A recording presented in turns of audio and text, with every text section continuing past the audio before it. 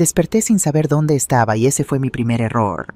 El segundo fue creer que mi propio hijo jamás me haría daño. Déjame que te lo diga sin rodeos, porque a mis 67 años ya no tengo tiempo para andarse con sutilezas. Mi hijo Ricardo intentó robarme mi villa de 800.000 euros, vendiéndosela a su suegro por 400.000, y para lograrlo me drogó durante 3 semanas hasta hacerme parecer una demente. Pero lo que Ricardo no sabía es que su madre no llegó a los 67 años siendo una ingenua. Mi nombre es Ariana Delgado, y esta es la historia de cómo mi propio hijo intentó destruirme. Y cómo le enseñé que nunca jamás se subestima a una mujer española que ha sobrevivido a una dictadura, criado a un hijo sola y construido un patrimonio con sus propias manos. La luz fluorescente me lastimaba los ojos.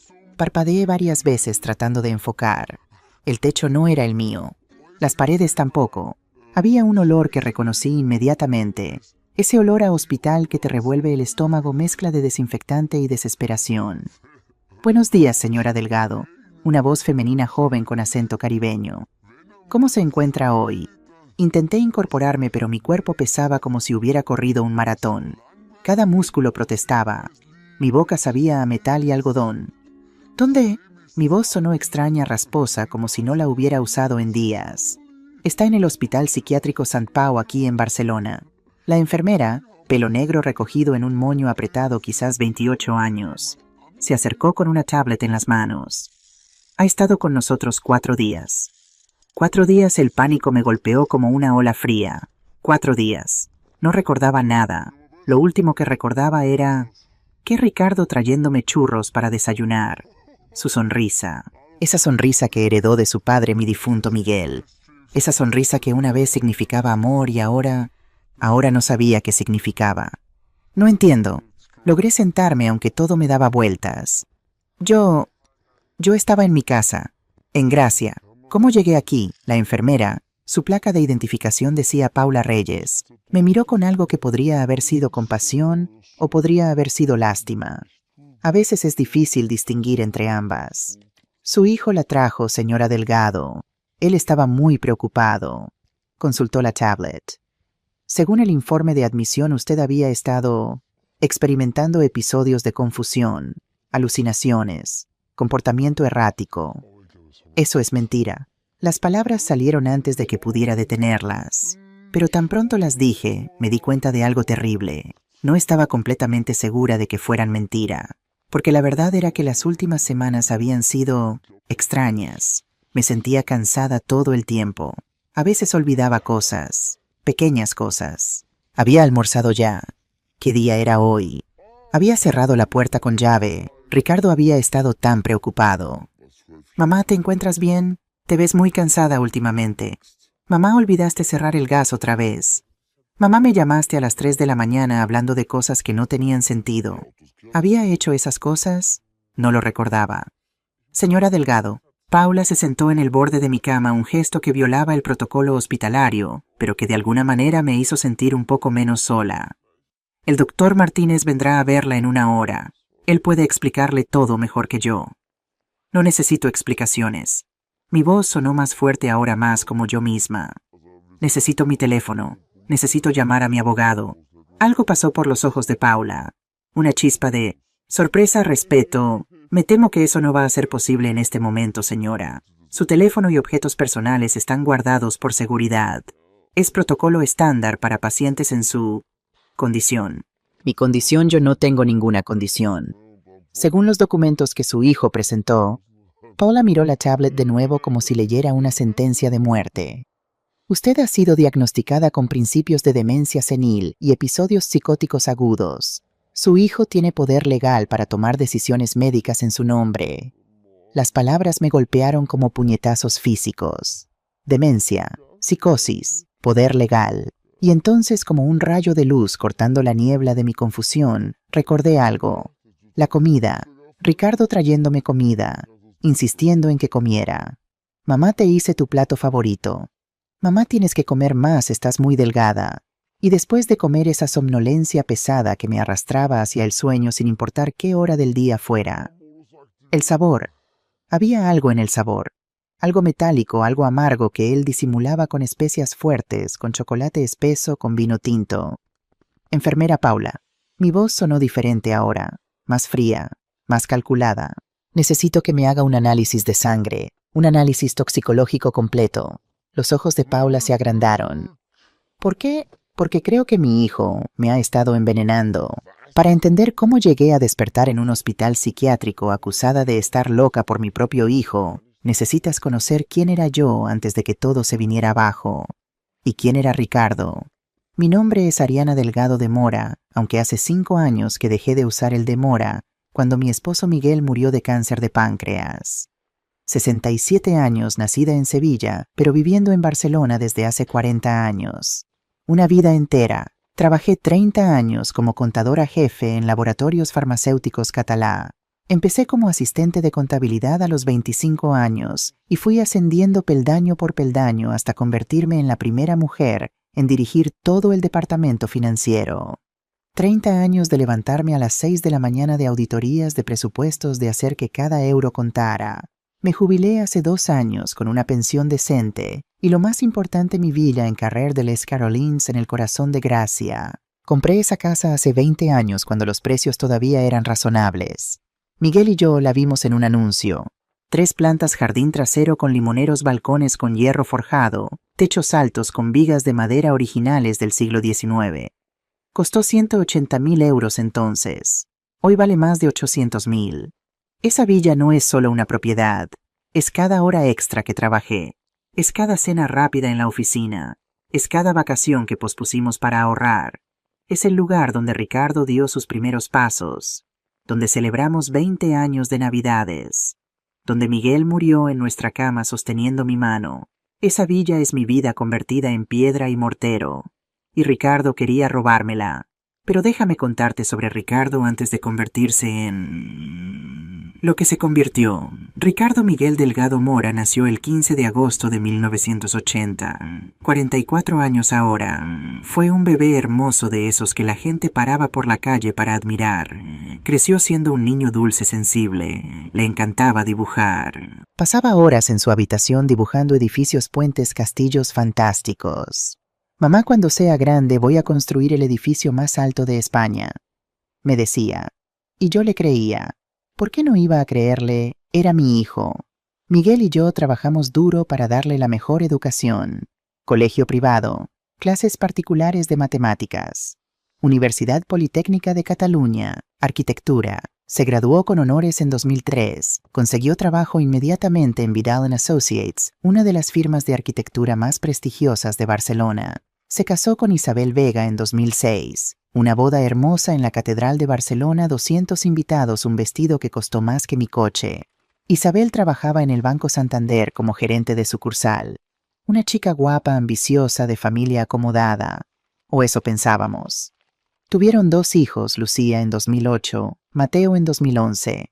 Mis nietos. La luz de mi vida. Los primeros años fueron buenos. Ricardo ascendía en la firma. Isabel también. Compraron un piso de 3 habitaciones en el Example. Parecía que todo iba sobre ruedas. Pero las ruedas a veces ruedan directo hacia el precipicio. Todo empezó a cambiar hace 8 meses. Enero de 2024. Ricardo vino a visitarme un martes por la tarde. Era inusual. Normalmente solo venía los domingos para el almuerzo familiar. Pero ese día apareció solo, sin Isabel ni los niños. Mamá, ¿podemos hablar? Estaba preparando lentejas, la receta que heredé de mi abuela andaluza. El aroma de chorizo y pimentón llenaba la cocina. Le serví un plato, le puse un vaso de vino tinto. Claro, hijo, ¿qué pasa? Se veía cansado. Ojeras profundas. Una tensión en la mandíbula que no le había visto antes. Me despidieron de Vidal & Associates. Las palabras cayeron como piedras en agua quieta. ¿Qué cuándo? La semana pasada. Recortes por la recesión. Despidieron a 15 arquitectos. Yo fui uno de ellos. Mi corazón se encogió. Mi hijo, mi brillante hijo que había trabajado allí 18 años. Ay, Ricardo, lo siento tanto. Pero encontrarás algo más, tienes experiencia, contactos. Mamá, me interrumpió. Su voz sonaba diferente, más dura. El mercado está terrible. He estado enviando currículums durante semanas. Nada. Y tenemos gastos, la hipoteca del piso, las colegiaturas de los niños, el préstamo del coche. ¿Necesitas dinero? ¿Puedo? No, mamá. No quiero tu dinero. Pero la forma en que lo dijo con los ojos evitando los míos me hizo pensar que sí quería mi dinero, solo que no sabía cómo pedirlo, o tal vez sabía cómo conseguirlo sin tener que pedirlo. Después de esa noche las visitas se volvieron más frecuentes, 2 veces por semana, 3 veces, siempre con alguna excusa.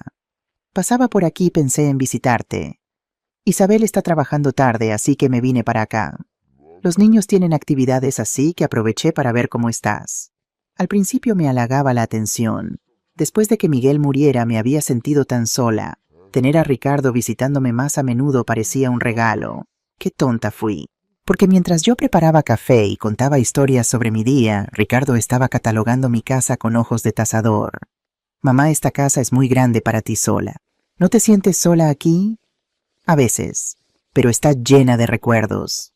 Los recuerdos no te mantienen caliente en invierno. ¿Has pensado en algo más manejable? Un piso moderno más pequeño, sin tantas escaleras, más seguro. Esta casa está perfectamente bien, Ricardo, pero la semilla estaba plantada, y Ricardo la regaría cuidadosamente en las semanas siguientes. En febrero Ricardo empezó a traer a Isabel a las visitas, pero Isabel nunca había sido de muchas palabras conmigo. Educada sí, cálida no. Esa tarde en particular estábamos tomando té en el salón. Los techos altos de mi villa hacen que las voces resuenen. Es una de las cosas que más me gustan. Te hace sentir que vives en un palacio, aunque sea solo una casa de barrio. Ariana y Isabel usaba mi nombre de pila, nunca me llamaba suegra. Ricardo y yo hemos estado hablando sobre tu situación. Mi situación, vivir sola aquí, a tu edad, con esta casa tan grande. Miró alrededor con una expresión que no pude descifrar. Codicia, evaluación. Nos preocupa que algo pueda pasarte y no haya nadie cerca para ayudarte. Tengo vecinos. Señora Carmen vive al lado y... Los vecinos no son familia. Ricardo me tomó la mano. Sus dedos estaban fríos. Mamá, solo queremos asegurarnos de que estés bien cuidada. Estoy perfectamente bien. ¿Y si te caes en las escaleras? ¿Y si hay un incendio? Isabel se inclinó hacia adelante. Llevaba un traje azul marino caro, joyería discreta pero claramente cara, manicura perfecta. En una residencia para mayores activos tendrías gente disponible las 24 horas, actividades, compañía. La palabra residencia me golpeó como una bofetada. No voy a ir a ninguna residencia. Por supuesto que no, mamá. Ricardo apretó mi mano. Nadie está diciendo eso, solo es algo para considerar. Para el futuro, cuando sea necesario. Pero yo sabía leer entre líneas. Lo que realmente estaban diciendo era, vende esta casa, dame el dinero, vete a un asilo y sácate de en medio. Solo que no lo iban a decir tan directo. Todavía no. Marzo fue cuando todo comenzó a cambiar de verdad. Ricardo empezó a venir con documentos, pilas de papeles que necesitaban mi firma. Mamá, son solo actualizaciones de tu testamento, papeleo rutinario. ¿Por qué necesito actualizar mi testamento? Porque el último es de hace 10 años. Las leyes han cambiado. Y después de lo que pasó con la vecina. ¿Recuerdas a señora Martínez cuando murió el año pasado? Su familia estuvo meses peleándose por la herencia porque no tenía los papeles en orden. Sonaba lógico. Y Ricardo era mi hijo. ¿Por qué no iba a confiar en él? Firmé los papeles. No los leí tan cuidadosamente como debería haberlo hecho. 30 años como contadora y no leí los papeles que estaba firmando, porque era mi hijo quien me los traía. Ese fue mi mayor error, porque lo que realmente estaba firmando no era una actualización de testamento, era un poder legal que le daba a Ricardo control completo sobre mis finanzas, en caso de incapacidad mental o física. Una semana después Ricardo trajo más papeles, y más, cada vez con una explicación que sonaba razonable. Para el banco. Para el seguro médico, por si algo te pasa. Y yo firmaba, porque confiaba en mi hijo. Dios, qué idiota fui. Pero no era completamente ciega. Había señales, pequeñas señales que mi instinto registraba, pero que mi corazón no quería aceptar. Como la vez que bajé a medianoche por un vaso de agua y encontré a Ricardo en mi estudio revisando mis archivos. «Ricardo, ¿qué haces?». Se sobresaltó tanto que casi tira la lámpara del escritorio. «Mamá, me asustaste. Solo estaba buscando ese documento que mencionaste». El del seguro. Te lo di la semana pasada. ¿En serio Dios mi memoria últimamente? Se rió, pero la risa sonó forzada. Debe ser el estrés del desempleo. Lo dejé pasar, pero algo en mi interior, esa vocecita que una desarrolla después de 67 años de vida, susurró, algo no está bien. O como la tarde que escuché a Ricardo hablando por teléfono en el jardín. Pensó que yo estaba tomando la siesta, pero había bajado por mi libro. Si las cosas van según lo planeado. Su voz era baja, cautelosa. Solo necesitamos un poco más de tiempo. Una vez que tengamos los documentos finales... ¿Con quién estaba hablando? Cuando salí al jardín colgó rápidamente. ¿Quién era? Isabel, preguntando qué quería para cenar. Sonrisa brillante, demasiado brillante. ¿Cómo estuvo tu siesta? No estaba durmiendo. Ah, bueno, debería irme. Los niños deben estar por llegar de la escuela. Y se fue, rápido, como si estuviera huyendo. La señal más grande llegó cuando conocí al padre de Isabel. Javier Mendoza vino a visitarme un sábado de marzo. Un hombre de mi edad 65 con ese aire de confianza que tienen los hombres que han tenido dinero y poder. Cabello plateado cuidadosamente peinado. Traje caro pero no ostentoso. Sonrisa de vendedor. Señora Delgado, es un placer finalmente conocerla. Besó mi mano al estilo antiguo. He escuchado tanto sobre usted de Isabel y Ricardo. No sabía que Isabel hablara de mí. Una risa. Oh, todo bueno le aseguro. Y debo decir, esta casa es magnífica. Absolutamente magnífica. Recorrió la sala con la mirada, y algo en la forma en que lo hizo me puso los nervios de punta. No era la admiración casual de un invitado. Era la evaluación calculada de alguien que está asignando valor monetario a cada mueble, cada pintura, cada centímetro cuadrado. Gracias. Mi esposo y yo la compramos hace 20 años. Una inversión brillante. El barrio de Gracia se ha revalorizado increíblemente. Una propiedad como esta en una calle tan tranquila con jardín. Yo diría que vale fácilmente. Hizo una pausa como si estuviera calculando. 800,000, quizás más. No está en venta. Oh, por supuesto, por supuesto. Levantó las manos en un gesto de paz. Solo hacía una observación profesional. Verá, yo estuve en el negocio de bienes raíces durante muchos años. Es un hábito. Ver una propiedad hermosa y automáticamente evaluar su valor de mercado. Javier todavía tiene muchos contactos en el sector inmobiliario. Ricardo apareció de la cocina con café. Si alguna vez necesitas consejo sobre la casa, mamá, él es el experto. No necesito consejo, no voy a vender mi casa. Nadie está sugiriendo eso. Isabel también apareció con una bandeja de galletas que yo no recordaba haber comprado. Cuando las había traído papá, solo está siendo amable ofreciendo su experiencia. Pero yo no era tonta. Sabía exactamente lo que estaba pasando. Ricardo, Isabel y ahora Javier. Todos evaluando mi casa como buitres circundando una presa. Lo que no sabía era cuán lejos estaban dispuestos a llegar para conseguirla. Abril fue el mes en que mi vida comenzó a deshacerse en los bordes tan lentamente que casi no lo noté al principio. Comenzó con el cansancio. Me despertaba por las mañanas sintiéndome como si no hubiera dormido en absoluto, como si hubiera corrido un maratón en mis sueños. Los músculos me dolían, la cabeza me pesaba, y esa niebla, esa terrible niebla mental que hacía que todo pareciera estar detrás de un vidrio esmerilado. Es la edad, me decía a mí misma. Tienes 67 años, Ariana. Es normal estar cansada. Pero no era normal. No para mí.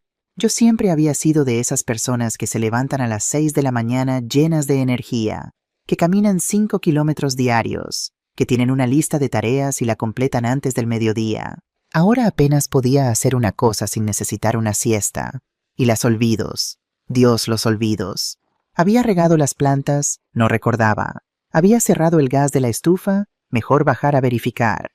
¿Qué día era hoy? Tenía que mirar el calendario 3 veces para estar segura. Mamá, me llamaste anoche a las 2 de la mañana. Ricardo me lo dijo durante una de sus visitas cada vez más frecuentes. ¿De verdad no recuerdo haber hecho eso? Estabas hablando sobre papá. Decías que estaba en el jardín y que necesitaba ayuda. Mamá, papá murió hace 5 años. El horror me recorrió. ¿Había hecho eso? Había llamado a Ricardo a medianoche hablando incoherencias sobre Miguel. Yo, lo siento, Debo haber estado soñando y... Estás bajo mucho estrés. Es comprensible. Pero había algo en sus ojos. Algo que podría haber sido preocupación, pero también podría haber sido satisfacción. La comida se volvió nuestro ritual. Ricardo empezó a traerme comida casera 3-4 veces por semana. Siempre mis platos favoritos. Lentejas con chorizo, pollo al ajillo, paella valenciana y después siempre un vasito de vino tinto. Para la salud del corazón, mamá, los médicos lo recomiendan. Y yo bebía, porque era mi hijo quien me lo ofrecía. Lo que no sabía era que ese vino, ese delicioso Rioja añejo, estaba mezclado con lorazepam, una benzodiazepina que en dosis pequeñas te relaja, en dosis mayores te convierte en una zombie. Después de comer me venía una somnolencia irresistible. Me disculpaba, subía a mi habitación y dormía 3-4 horas.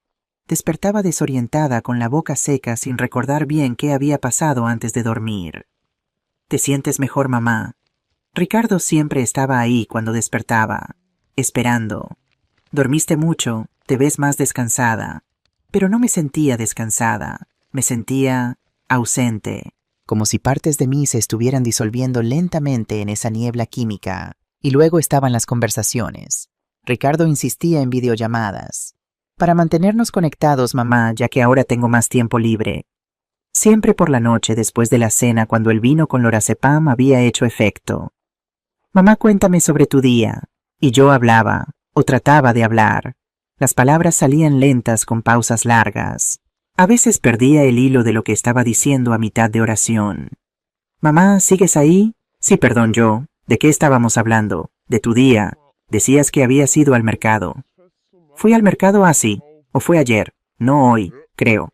Lo que no sabía era que Ricardo grababa cada una de esas llamadas. Y luego, como un editor experto, cortaba y pegaba los momentos donde yo parecía más confundida, creando un montaje de evidencia de mi supuesta demencia. Una tarde de mediados de abril, mi nieta Lucía vino a visitarme. Tenía 16 años, esa edad difícil entre ser niña y ser mujer. Cabello castaño como el mío cuando era joven. Ojos verdes como su abuelo Miguel. «Abuela, ¿estás bien?» Su voz sonaba preocupada. «Claro, cariño. ¿Por qué lo pregunta? Es que papá dice que has estado olvidando cosas, que a veces te confundes». Me senté en el sofá al lado de ella.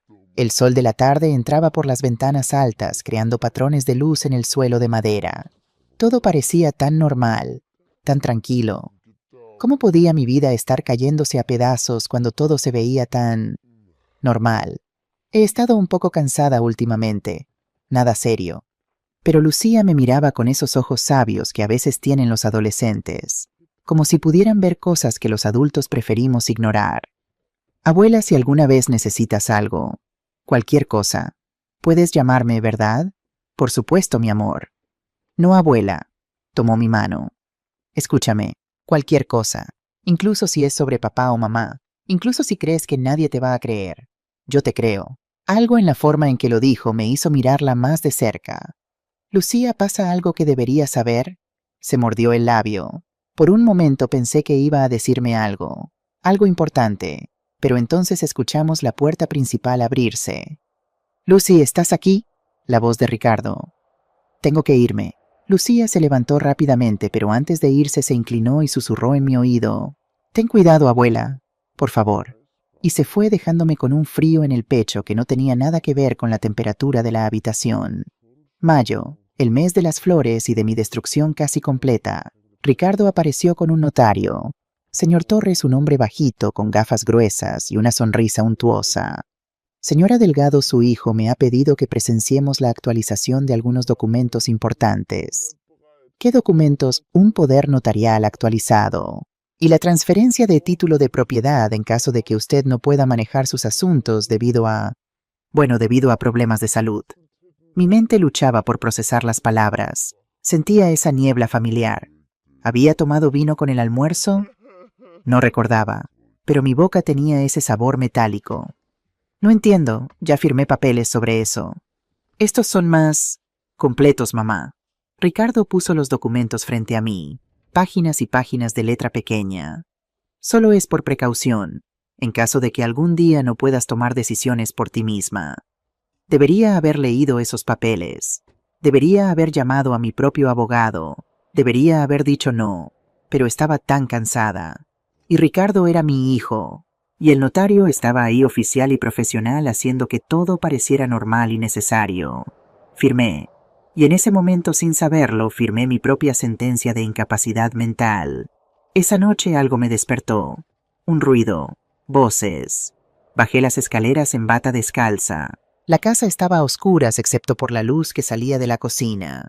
Voces. Ricardo e Isabel, hablando en susurros urgentes. Me quedé en la escalera oculta en las sombras. El notario dice que los papeles están listos. Podemos proceder la próxima semana. La voz de Isabel. Y si ella se da cuenta, no se va a dar cuenta. Con las dosis que le has estado dando apenas recuerda su propio nombre. Y una vez que esté en St. Pau será aún más fácil. No sé, Isabel. Es mi madre. Tu madre que vive en una casa de 800.000 euros mientras nosotros nos ahogamos en deudas. Esa madre. Un silencio. Cariño, no tenemos opción. Tu padre está amenazando con ir a la policía si no le pagamos los 120.000 que le debemos antes de junio. Y mi padre ya tiene comprador para la casa. 120.000 euros, que 120.000 euros. Una vez que la casa esté vendida, papá nos dará 200.000 efectivo. Pagamos tu deuda, pagamos nuestras tarjetas y todavía nos quedan 50.000 para empezar de nuevo. Y mi madre. La residencia San José la aceptará. Es un lugar bonito. Tiene jardines. Ella estará bien. Mejor que sola en esta casa enorme. Mi corazón latía tan fuerte que temí que pudieran escucharlo.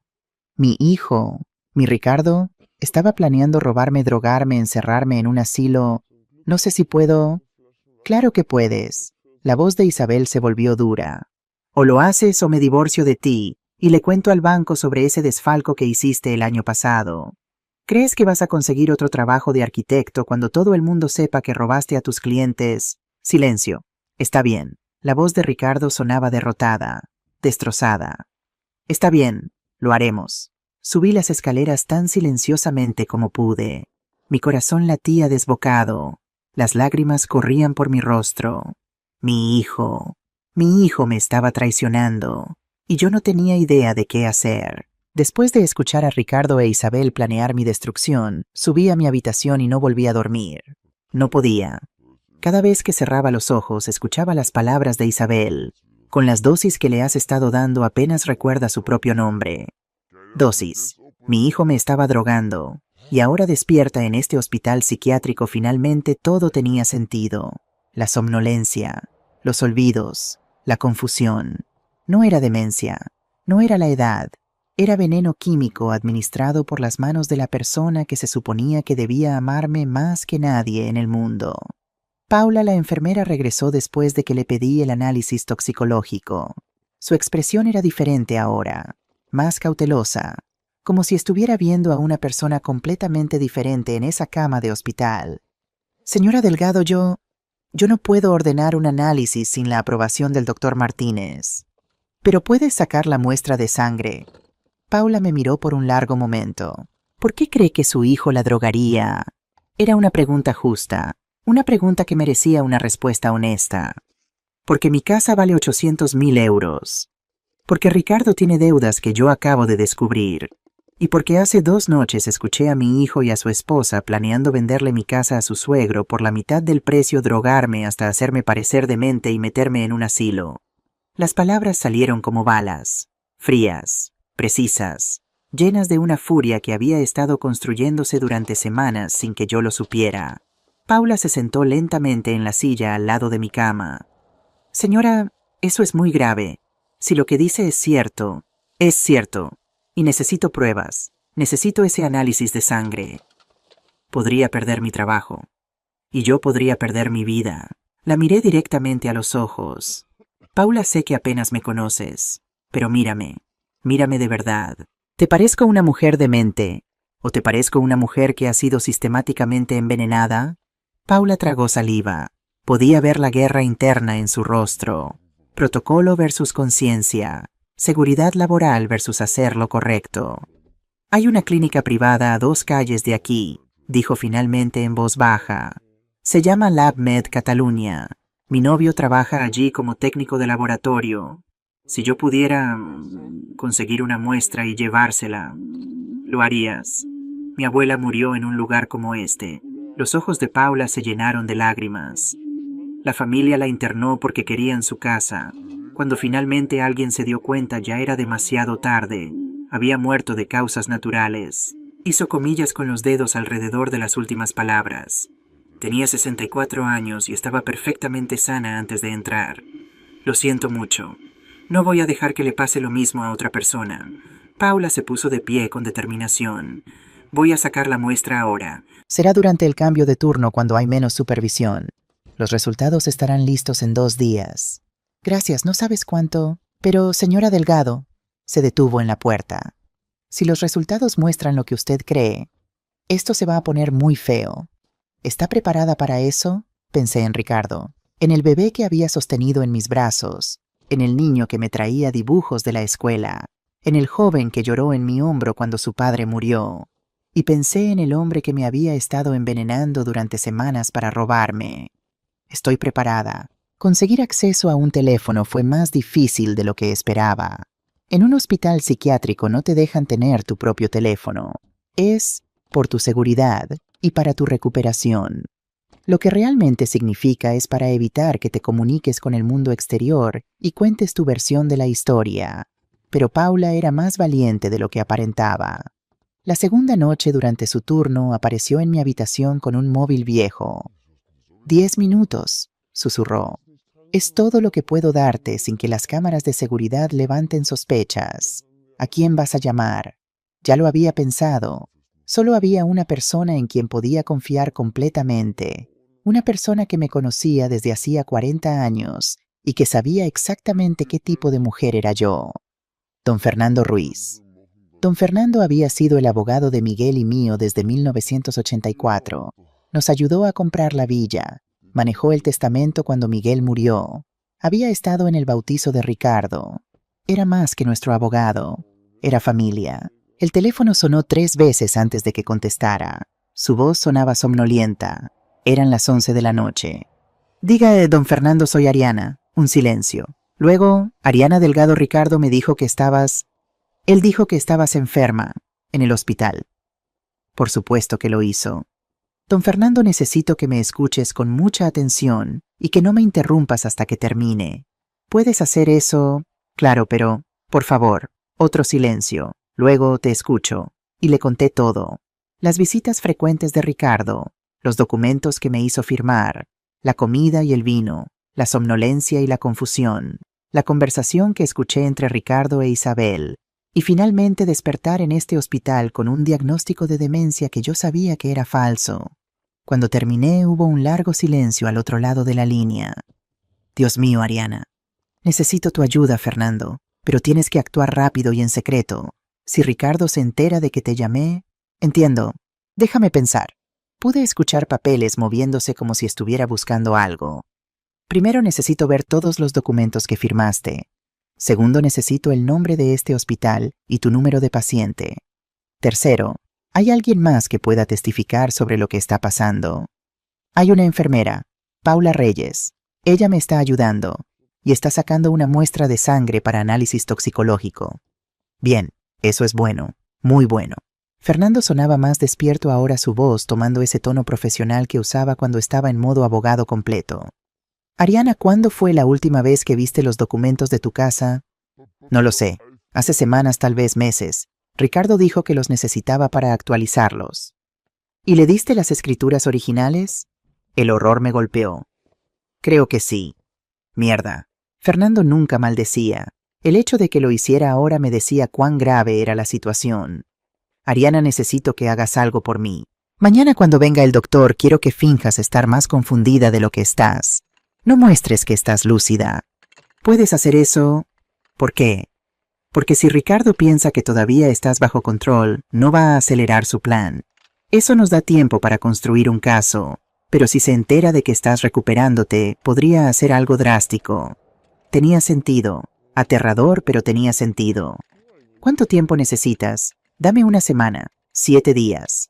Puedo hacer mucho en 7 días. Pero Ariana, tienes que confiar en mí.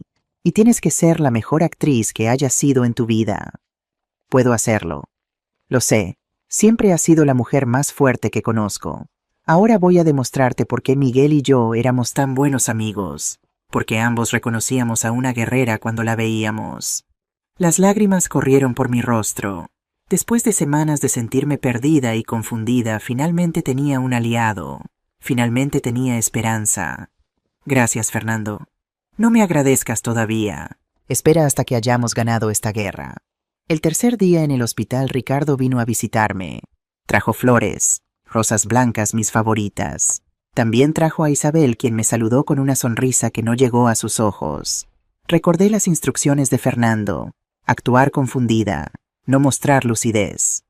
Ricardo, qué bueno verte. Dejé que mi voz sonara vaga, mis ojos un poco desenfocados. ¿Cuándo llegaste? Mamá, estoy aquí. Llegué hace 5 minutos. ¿No recuerdas? Oh, sí, claro. Me froté la frente. Lo siento, mi cabeza está... Todo está un poco borroso hoy. Vi el intercambio de miradas entre Ricardo e Isabel. Satisfacción. Estaban convencidos de que su plan funcionaba perfectamente. El doctor Martínez dice que estás respondiendo bien al tratamiento. Ricardo se sentó en la silla al lado de mi cama tomando mi mano. Su toque me revolvió el estómago. Pronto podrás salir de aquí e ir a un lugar más permanente, más cómodo. La residencia San José, el asilo. Eso suena bien, hijo. Sonreí vagamente. Y mi casa en Gracia. No te preocupes por la casa, mamá. Isabel y yo nos estamos encargando de todo. Ya está prácticamente vendida. El dinero irá a pagar tu cuidado en la residencia. Mentiras, todo mentiras. Pero asentí como si estuviera de acuerdo, como si no supiera que planeaban quedarse con casi todo el dinero. Está bien, ustedes saben lo que es mejor. Después de que se fueron, vomité en el baño del hospital, de rabia, de asco, de dolor por lo que mi hijo se había convertido. Pero entonces esa misma noche algo inesperado sucedió. Paula entró a mi habitación cerca de las 10 y no estaba sola. Detrás de ella venía una figura pequeña envuelta en una sudadera con capucha, mirando nerviosamente por encima de su hombro. «Señora Delgado», susurró Paula, «tiene una visita. No oficial. 5 minutos máximo». La figura se quitó la capucha. Lucía, mi nieta de 16 años, con lágrimas corriendo por su rostro, me miraba con una expresión de absoluta angustia. «Abuela». «Lucía, ¿qué haces aquí? ¿Cómo...?» «Tomé el metro. Le mentí a mamá y le dije que iba a estudiar con una amiga». Se acercó rápidamente y se arrodilló junto a mi cama. «Abuela, tengo que decirte algo. Algo horrible. Y no sé si vas a poder perdonarme por no habértelo dicho antes». Mi corazón se aceleró. «¿Qué es, cariño?» Las palabras salieron de ella en un torrente, rápidas, desesperadas, como si las hubiera estado conteniendo demasiado tiempo y finalmente se hubiera roto la presa. Hace 3 semanas escuché a mamá y papá hablando. Era tarde en la noche. Pensaron que yo estaba dormida, pero me había levantado por agua. Estaban en la cocina y mamá estaba gritándole a papá sobre dinero.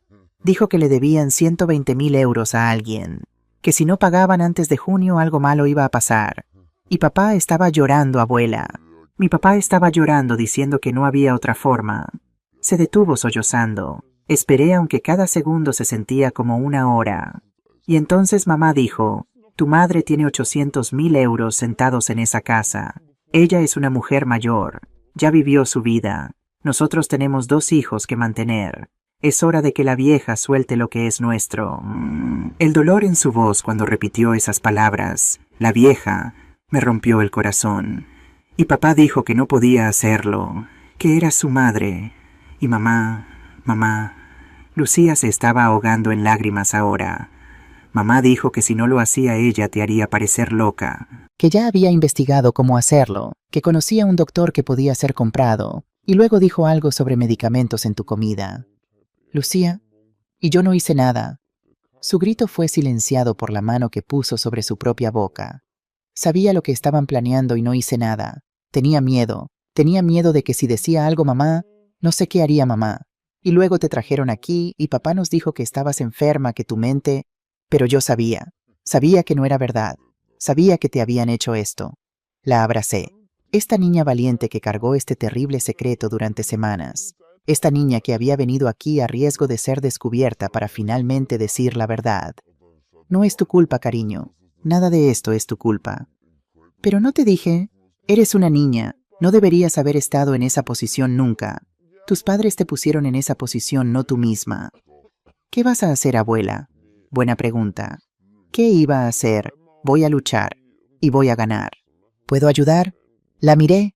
Esta niña mujer con el valor de venir aquí con la moral de confesar lo que sabía. Y supe lo que tenía que pedirle. Algo difícil. Algo que podría destruir su familia. Pero también algo que podría salvar mi vida. Lucía, necesito que hagas algo muy valiente.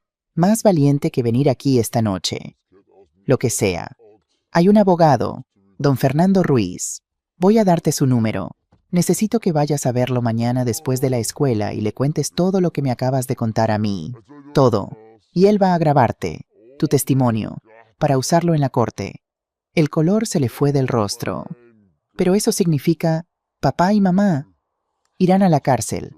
Sí, y lo merecen, Lucía. Pero son mis padres. Y yo soy tu abuela, y me están matando lentamente. Y si tú no hablas, si nadie habla, se saldrán con la suya. Y dentro de un año voy a estar muerta en algún asilo y tu herencia, la herencia que tu abuelo y yo construimos para ti y para Mateo, va a estar en las cuentas bancarias de tus padres gastada en pagar deudas de juego y mantener un estilo de vida que no pueden costear. Fue duro, quizás demasiado duro para una niña de 16 años, pero necesitaba que entendiera la gravedad de la situación. Lucía se quedó callada por un largo momento. Luego, con una voz más firme de lo que esperaba, dijo: «Dame el número». Don Fernando trabajó rápido, más rápido de lo que pensé que fuera posible para un hombre de 75 años, que técnicamente estaba retirado. Pero resulta que cuando le cuentas a un abogado brillante que su ahijado está tratando de matar a su madre por dinero, ese abogado se pone en modo guerra total. Paula me mantenía informada. Cada noche durante su turno me actualizaba sobre los avances. «Tu abogado vino hoy», me susurró una noche. «Habló con el director del hospital. Presentó una demanda formal impugnando tu diagnóstico. El director se puso muy nervioso. ¿Qué más? También entrevisté a tu nieta. Lucía vino después de la escuela, como dijiste. Estuvo 2 horas en su oficina. Salió con los ojos rojos, pero con la cabeza en alto. Orgullo. Eso es lo que sentí. Orgullo por esta niña que eligió la verdad sobre la lealtad ciega. Y hay algo más». Paula sacó un papel doblado de su bolsillo. «Los resultados del análisis toxicológico». Mi corazón se aceleró. Y lorazepam, niveles altísimos. El técnico del laboratorio dijo que con esa cantidad en tu sistema es un milagro que no hayas caído en coma. También encontraron trazas de zolpidem, otro sedante, y algo llamado haloperidol, que aparentemente se usa para tratar la psicosis, pero en dosis altas puede causarla. Así que no era solo una droga, era un cóctel químico diseñado para destruir mi mente. Ricardo fue muy minucioso. Dije amargamente: «Oh, Isabel, mi dinero está en Isabel. Esto requiere investigación, conocimiento. Tu hijo es arquitecto. Ella trabaja en un banco. Pero su padre...» Javier Mendoza. ¿Lo conoces? Es un delincuente. Estuvo en la cárcel por fraude fiscal hace unos años. Ricardo me lo presentó como empresario de bienes raíces. Debí haberlo investigado. Paula se sentó en el borde de mi cama. Tu abogado también lo investigó y encontró cosas interesantes. Al parecer, Javier está involucrado en algo mucho más grande que solo robar tu casa. Los siguientes 3 días fueron una obra maestra de actuación de mi parte.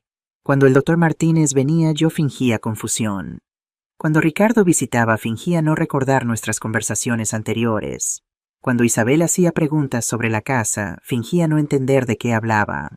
Y todo el tiempo Fernando estaba construyendo el caso, pieza por pieza, evidencia por evidencia. «Encontré algo», me dijo por teléfono el 5.º día. Paula había conseguido contrabandear el móvil otra vez. Los documentos que Ricardo te hizo firmar no solo te quitaron el poder de decisión, también transfirieron la propiedad de tu casa a su nombre. Pero hay un problema para él. ¿Cuál qué? Los documentos fueron notariados por señor Torres, un notario que resulta tiene un historial de transacciones fraudulentas. 3 casos en los últimos 5 años. El colegio de notarios lo tiene en la mira. Y cuando analicé tu firma en los documentos y la comparé con tu firma real, se detuvo dramáticamente. Las firmas coinciden, pero el análisis grafológico muestra presión de escritura inconsistente, temblor en el trazo y ángulos que no son típicos de tu escritura normal. ¿Qué significa eso? Significa que firmaste esos documentos bajo la influencia de sustancias que alteraban tu capacidad motora, lo cual legalmente invalida tu consentimiento.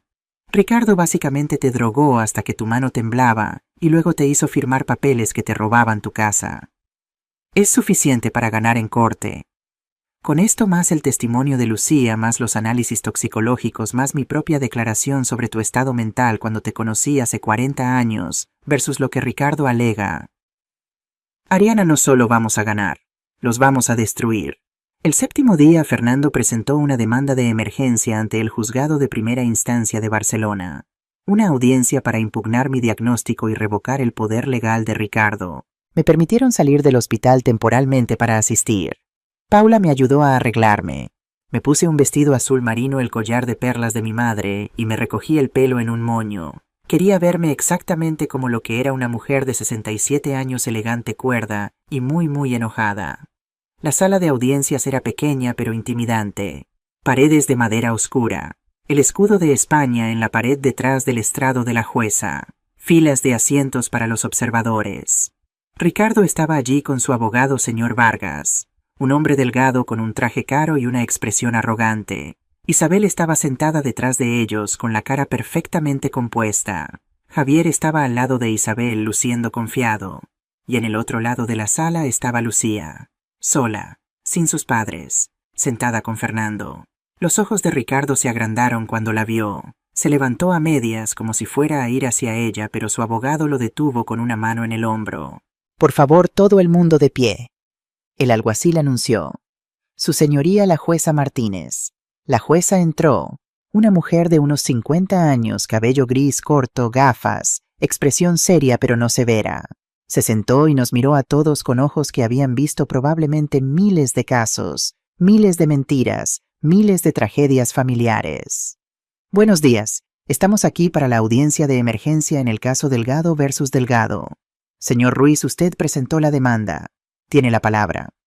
Fernando se levantó, lentamente como un león viejo que sabe exactamente cuánta fuerza todavía tiene. Su señoría, estoy aquí representando a Ariana Delgado, una mujer de 67 años, que ha sido víctima de uno de los crímenes más viles que puede cometer un hijo contra su madre, traición sistemática con el propósito de robar su patrimonio. Eso es una acusación seria, señor Ruiz. Y tengo evidencia seria, su señoría. Lo que siguió fue una presentación metódica brutal y absolutamente devastadora. Primero Fernando presentó los análisis toxicológicos. Los proyectó en una pantalla grande para que todos pudieran ver los niveles de benzodiazepinas sedantes y antipsicóticos en mi sangre. Estos niveles, explicó Fernando, no son consistentes con automedicación. Son consistentes con envenenamiento intencional y sostenido durante semanas, posiblemente meses. Luego presentó el análisis grafológico de las firmas. Comparaciones lado a lado de mi firma normal versus las firmas en los documentos que Ricardo me había hecho firmar. Note, su señoría, el temblor, la presión inconsistente, los ángulos anormales. Esta es la firma de una persona bajo influencia química severa, no de una persona tomando una decisión consciente e informada. Vi la cara de Ricardo ponerse pálida, pero lo peor estaba por venir. Y ahora, dijo Fernando, me gustaría llamar a mi primer testigo, Lucía Delgado. El sonido que salió de Isabel fue casi animal. Se puso de pie bruscamente.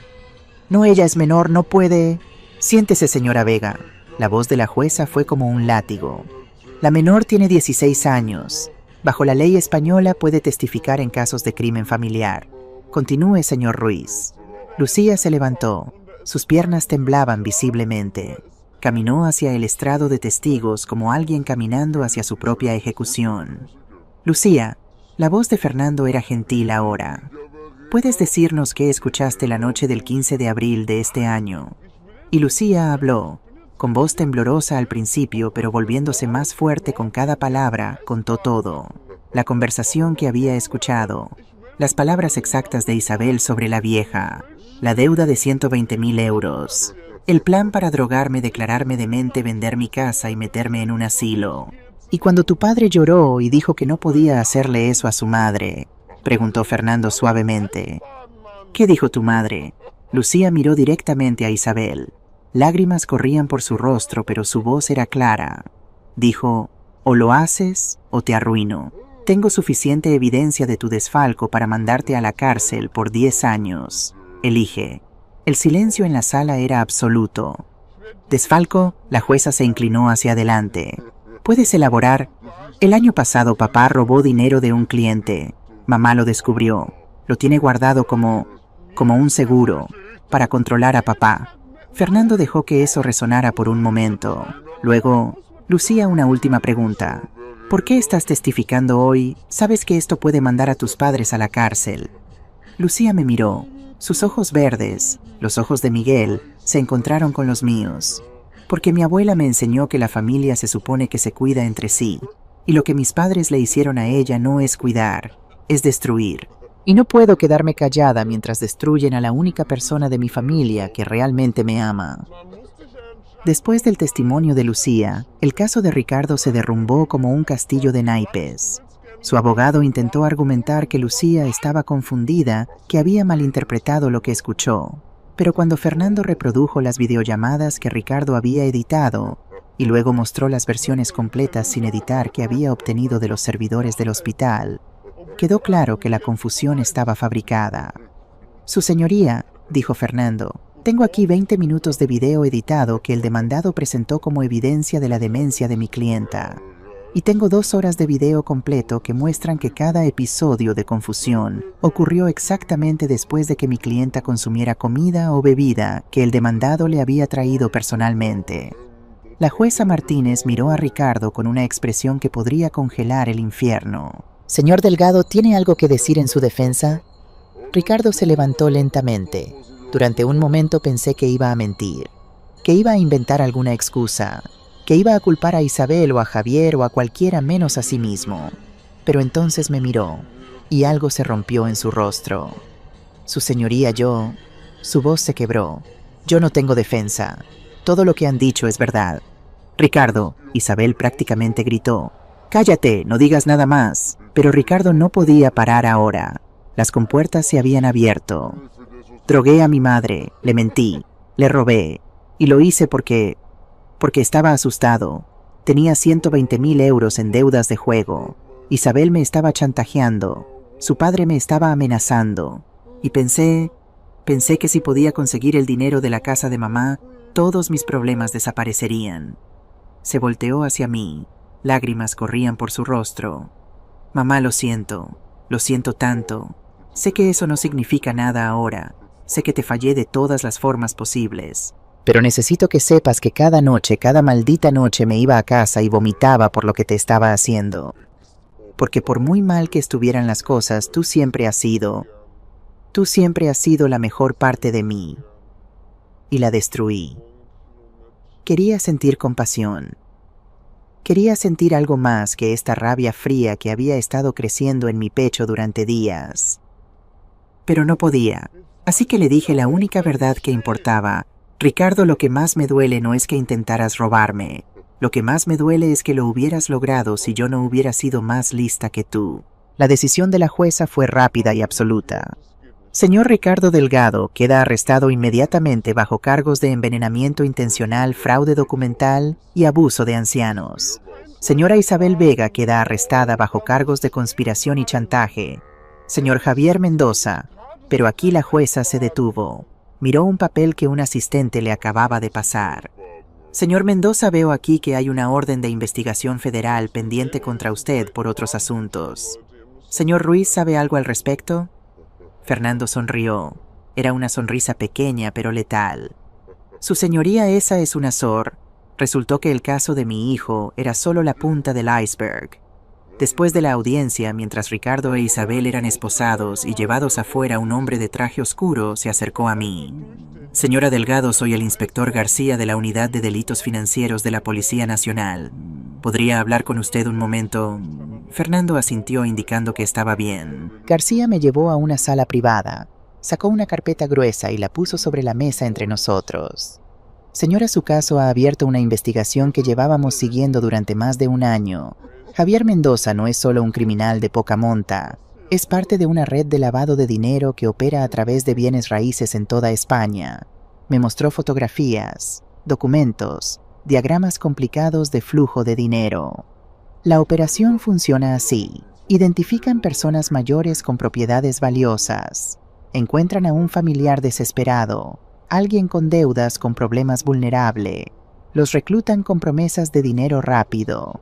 Luego sistemáticamente drogan a la víctima, la declaran demente, compran la propiedad por mucho menos de su valor con dinero limpio y la revenden inmediatamente por el precio real con dinero sucio de organizaciones criminales. Instant lavado de dinero. ¿Cuántas víctimas? Que sepamos 23 en los últimos 4 años. Solo en Cataluña. 23. 23 familias destruidas. 23 personas mayores robadas, drogadas, quizás muertas. Y yo... Usted es la primera que luchó, la primera que sobrevivió y expuso el esquema. Y con su testimonio, señora Delgado, podemos desmantelar toda la operación. Me quedé mirando las fotografías en la mesa. Rostros de ancianos, hombres y mujeres de mi edad o mayores. Algunos sonriendo en fotos familiares, otros en camas de hospital. Algunos murieron, ¿verdad? Pregunté en voz baja. García asintió gravemente. 5 que sepamos, oficialmente de causas naturales, pero ahora con lo que sabemos sobre las drogas que usaban, asesinatos, posiblemente, pero difícil de probar sin exhumar cuerpos y hacer nuevas autopsias, lo cual haremos si es necesario. ¿Qué necesita de mí? Su testimonio, no solo contra Ricardo, sino contra toda la red.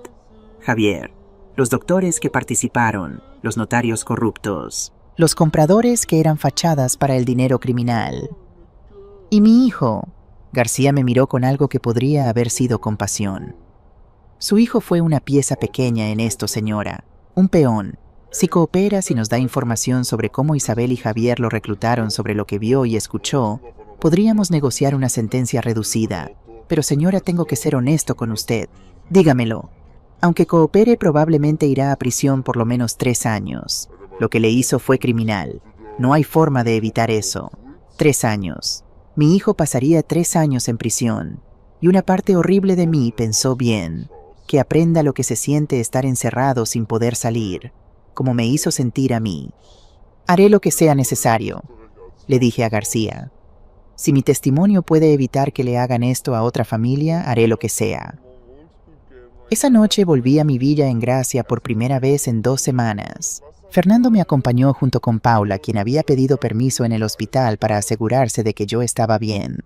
Abrí la puerta y el olor familiar me golpeó, a limón de los árboles del jardín, a madera vieja, a los años de vida vividos entre estas paredes. Todo estaba exactamente como lo había dejado, y al mismo tiempo todo era completamente diferente. ¿Quiere que me quede esta noche?, preguntó Paula. Puedo dormir en el sofá. No estoy bien. Pero gracias por todo. Después de que se fueron, caminé por mi casa. Toqué las paredes, las fotos en los marcos, el piano que Miguel me había comprado en nuestro 10º aniversario, la mesa donde Ricardo había hecho su tarea cuando era niño. Y en mi dormitorio encontré algo que no esperaba. Una caja, con una nota en la letra inconfundible de Ricardo. Mamá, sé que no tengo derecho a pedirte nada, pero encontré esto mientras estaba revisando tus cosas para la venta. Son las cartas que le escribiste a papá cuando estaban en el noviazgo. Las cartas que guardó hasta el día que murió. Las leí todas. Y vi lo que eras entonces. Lo que siempre has sido. Alguien que ama completamente. Que da todo. Que nunca se rinde. Y me di cuenta de que esa persona me crió. Me amó. Me dio todo. Y yo le pagué con veneno. No espero perdón. Solo quería que tuvieras esto de vuelta. Son tuyas. Ricardo, abrí la caja. Dentro estaban décadas de cartas.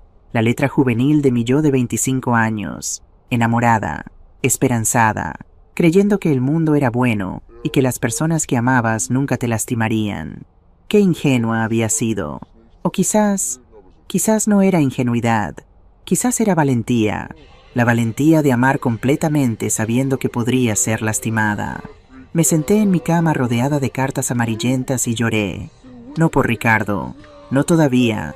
Lloré por la mujer en esas cartas que creía que el amor era suficiente.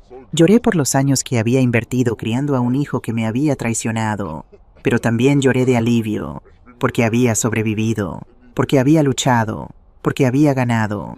Y mañana, cuando saliera el sol, iba a despertar en mi propia casa.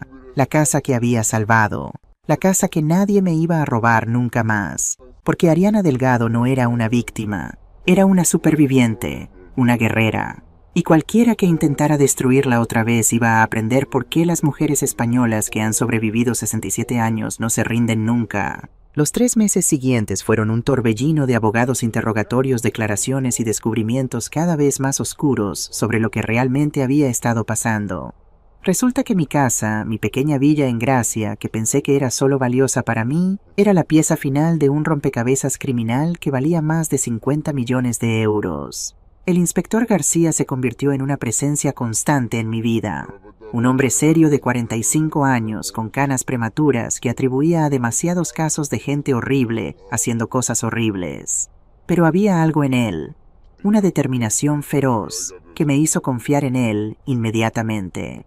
Señora Delgado, me dijo en una de nuestras muchas reuniones en su oficina, necesito que entienda la magnitud de lo que hemos descubierto. Extendió un mapa de España sobre su escritorio.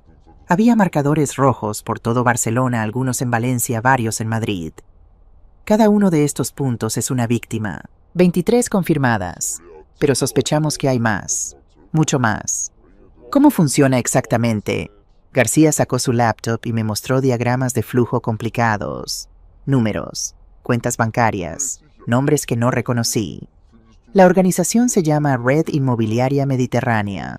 En la superficie parece una empresa legítima de desarrollo de propiedades, pero es una fachada. El verdadero negocio es lavar dinero para carteles de drogas sudamericanos y organizaciones criminales rusas. ¿Y Javier? Javier Mendoza es uno de los 5 operadores principales en España. Su trabajo es identificar propiedades objetivo y conseguir que los dueños las vendan por debajo del valor de mercado. Luego, la organización compra estas propiedades con dinero limpio, ganancias declaradas de negocios legítimos. Después las revenden inmediatamente al precio real del mercado, a compradores fantasma usando dinero sucio. La diferencia se lava y se distribuye. Pero eso requiere que la gente venda voluntariamente por menos de lo que valen sus casas. Exacto, lo cual es donde entran personas como su hijo. El dolor en mi pecho cada vez que alguien mencionaba a Ricardo era físico, como un cuchillo girando. Javier busca familiares vulnerables, personas con deudas, adicciones, problemas legales, cualquier cosa que los haga desesperados. Los recluta con promesas de dinero rápido. Luego les enseña el método: drogar a la víctima, fabricar evidencia de demencia, obtener poder legal, vender la propiedad. ¿Y los doctores? ¿Los notarios? Todos comprados. Tenemos evidencia de pagos de hasta 50.000 euros por doctor dispuesto a firmar un diagnóstico falso. Los notarios recibían entre 20 y 30.000 por certificar documentos fraudulentos. Miré los números en la pantalla. Las cantidades de dinero involucradas eran mareantes. Y las víctimas que murieron, la expresión de García se oscureció. Estamos exhumando cuerpos ahora. 3 hasta ahora han mostrado niveles tóxicos de benzodiazepinas y otros sedantes, suficiente para causar paro cardíaco o respiratorio en personas mayores con condiciones preexistentes. Asesinato. Asesinato. Pero disfrazado como muerte natural. Se inclinó hacia adelante. Señora Delgado, usted es la primera persona que luchó y ganó. La primera que expuso el sistema. Con su testimonio podemos procesar no solo a Javier y a su hijo, sino a toda la red. Doctores, notarios, los jefes de la organización, todos. ¿Qué necesita de mí? Todo. Cada detalle que recuerde, cada conversación, cada documento que firmó, cada vez que se sintió extraña después de comer o beber algo que Ricardo le trajo. Hizo una pausa. Y señora, necesito que esté preparada. El juicio va a ser brutal. Los abogados de la defensa van a atacar su credibilidad. Van a decir que está senil, que está inventando cosas, que está motivada por venganza. Que vengan.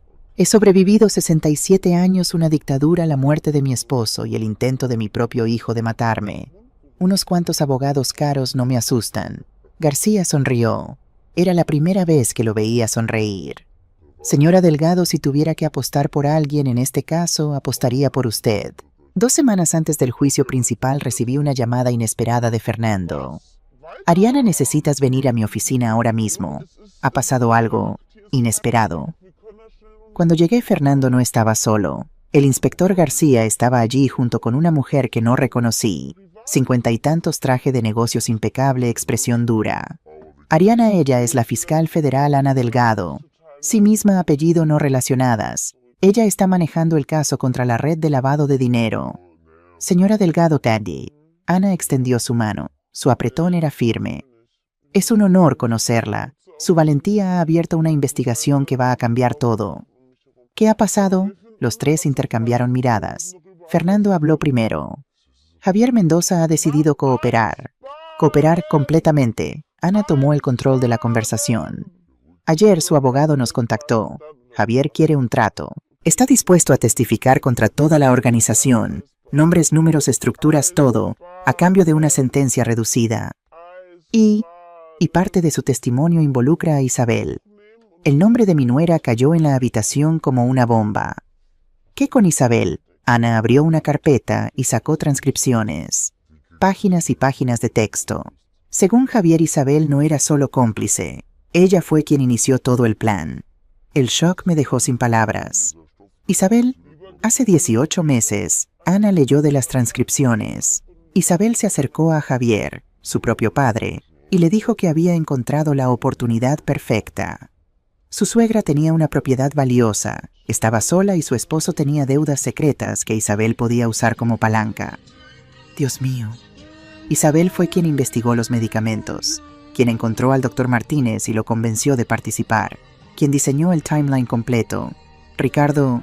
Ana hizo una pausa. Según Javier, Ricardo se resistió al principio, pero Isabel lo chantajeó. El desfalco, susurré. Lucía mencionó algo sobre un desfalco. El año pasado Ricardo cometió un error en su trabajo. Un error que costó a un cliente 50.000 euros. Ricardo usó dinero personal para cubrirlo y nadie se enteró, excepto Isabel. Ella guardó toda la evidencia. Y cuando Ricardo se negó a participar en el plan contra usted, Isabel le dio un ultimátum: o cooperaba o ella iba a la policía con la evidencia del desfalco. Sentí como si el piso se moviera bajo mis pies. Todo este tiempo había pensado en Ricardo como el villano principal, el hijo que me traicionó. Pero resultó que él también había sido una víctima de su propia esposa.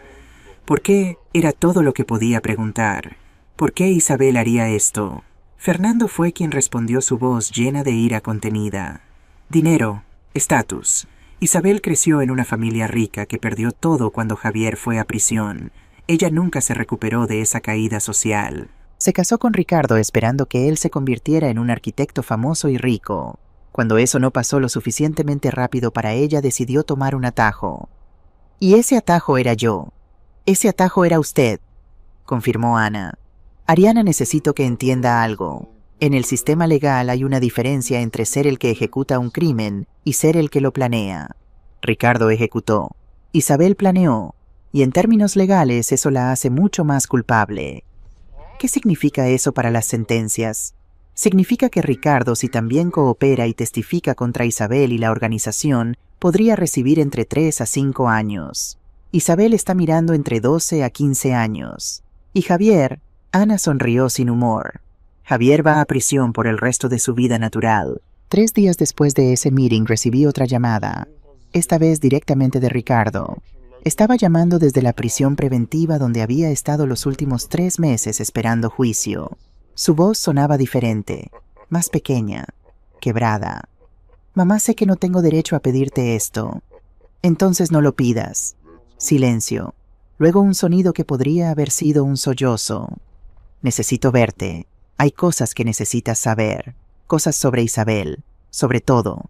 Javier ya habló. Ya sé todo. No todo. Por favor, mamá. Una vez más. Dame la oportunidad de explicar. No para disculparme, porque sé que no hay disculpa. Solo para que entiendas. Cada instinto me decía que dijera no. Que colgara. Que dejara a este hombre. Porque ya no podía pensar en él como mi hijo. Pudrir en su propia culpa. Pero había una parte de mí, la parte que lo había cargado 9 meses, que lo había amamantado, que había vendado sus rodillas raspadas y secado sus lágrimas de niño, que necesitaba escuchar. Un encuentro, 30 minutos, con Fernando presente. Gracias, mamá. Gracias. La sala de visitas de la prisión era exactamente tan deprimente como imaginaba.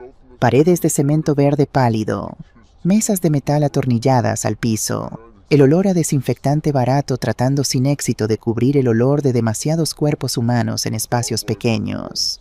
Ricardo entró con un guardia. Llevaba el uniforme naranja de los presos preventivos. Había perdido peso. Tenía ojeras profundas. Su cabello, siempre tan cuidadosamente peinado, estaba despeinado y sin cortar. Se veía como lo que era un hombre destruido. Se sentó al otro lado de la mesa. No intentó tocarme. Sabía que no tenía ese derecho. «Mamá, Ricardo». Fernando estaba sentado a mi lado, silencioso pero alerta, listo para intervenir si esto se ponía feo. «Gracias por venir. Sé que no debías. Tienes 30 minutos. Usa tu tiempo sabiamente». Ricardo tomó una respiración profunda y empezó a hablar. Y lo que salió fue una confesión completa, sin excusas, sin intentos de minimizar lo que había hecho. Me contó sobre las deudas de juego, cómo había empezado inocentemente, un poco de póker online para relajarse después del trabajo, cómo se había convertido en una adicción, cómo en 2 años había perdido 120.000 euros en sitios de apuestas. Tenía prestamistas llamándome, amenazando con ir a mi jefe, amenazando con lastimar a Isabel y los niños. Estaba desesperado, mamá. Y cuando estás desesperado haces cosas que nunca pensaste que serías capaz de hacer. Como envenenar a tu madre, Flinch, como si las palabras fueran un golpe físico. Esa fue idea de Isabel. Al principio, cuando ella lo sugirió, le dije que estaba loca, que nunca te haría daño, que prefería ir a la cárcel por las deudas antes que lastimarte. ¿Y qué cambió? Isabel me mostró la evidencia del desfalco, el dinero que había tomado prestado del cliente para cubrir mi error. Me dijo que si no cooperaba no solo iba a ir a la policía, iba a asegurarse de que Lucía y Mateo supieran exactamente qué tipo de hombre era su padre. Un ladrón, un fracaso, un cobarde. ¿Y eso te hizo hacerlo? ¿El orgullo? No, el miedo. Miedo de perder a mis hijos. Miedo de que me vieran como tú me ves ahora. Nos miramos a través de esa mesa de metal. Madre e hijo. Víctima y victimario. Extraños que una vez se habían conocido mejor que nadie. Ricardo, ¿sabes cuál fue el momento más doloroso de todo esto? ¿Cuándo? No fue cuando desperté en el hospital. No fue cuando me di cuenta de que me habías estado drogando. Ni siquiera fue escucharte a ti e Isabel planeando robarme. Me incliné hacia adelante. Fue darme cuenta de que el hijo que crié, el niño al que le enseñé la diferencia entre el bien y el mal, había desaparecido. Y en su lugar había un extraño que eligió salvar su orgullo en lugar de hacer lo correcto.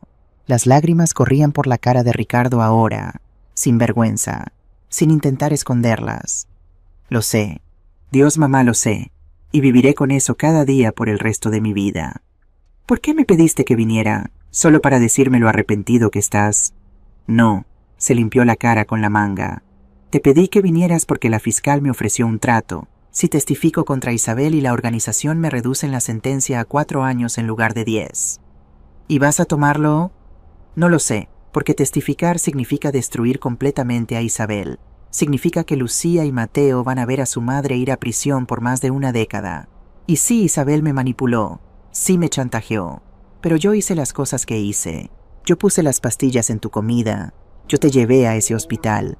No puedo culparla por todo. Era la primera cosa honorable que le había escuchado decir en meses. Ricardo, déjame preguntarte algo.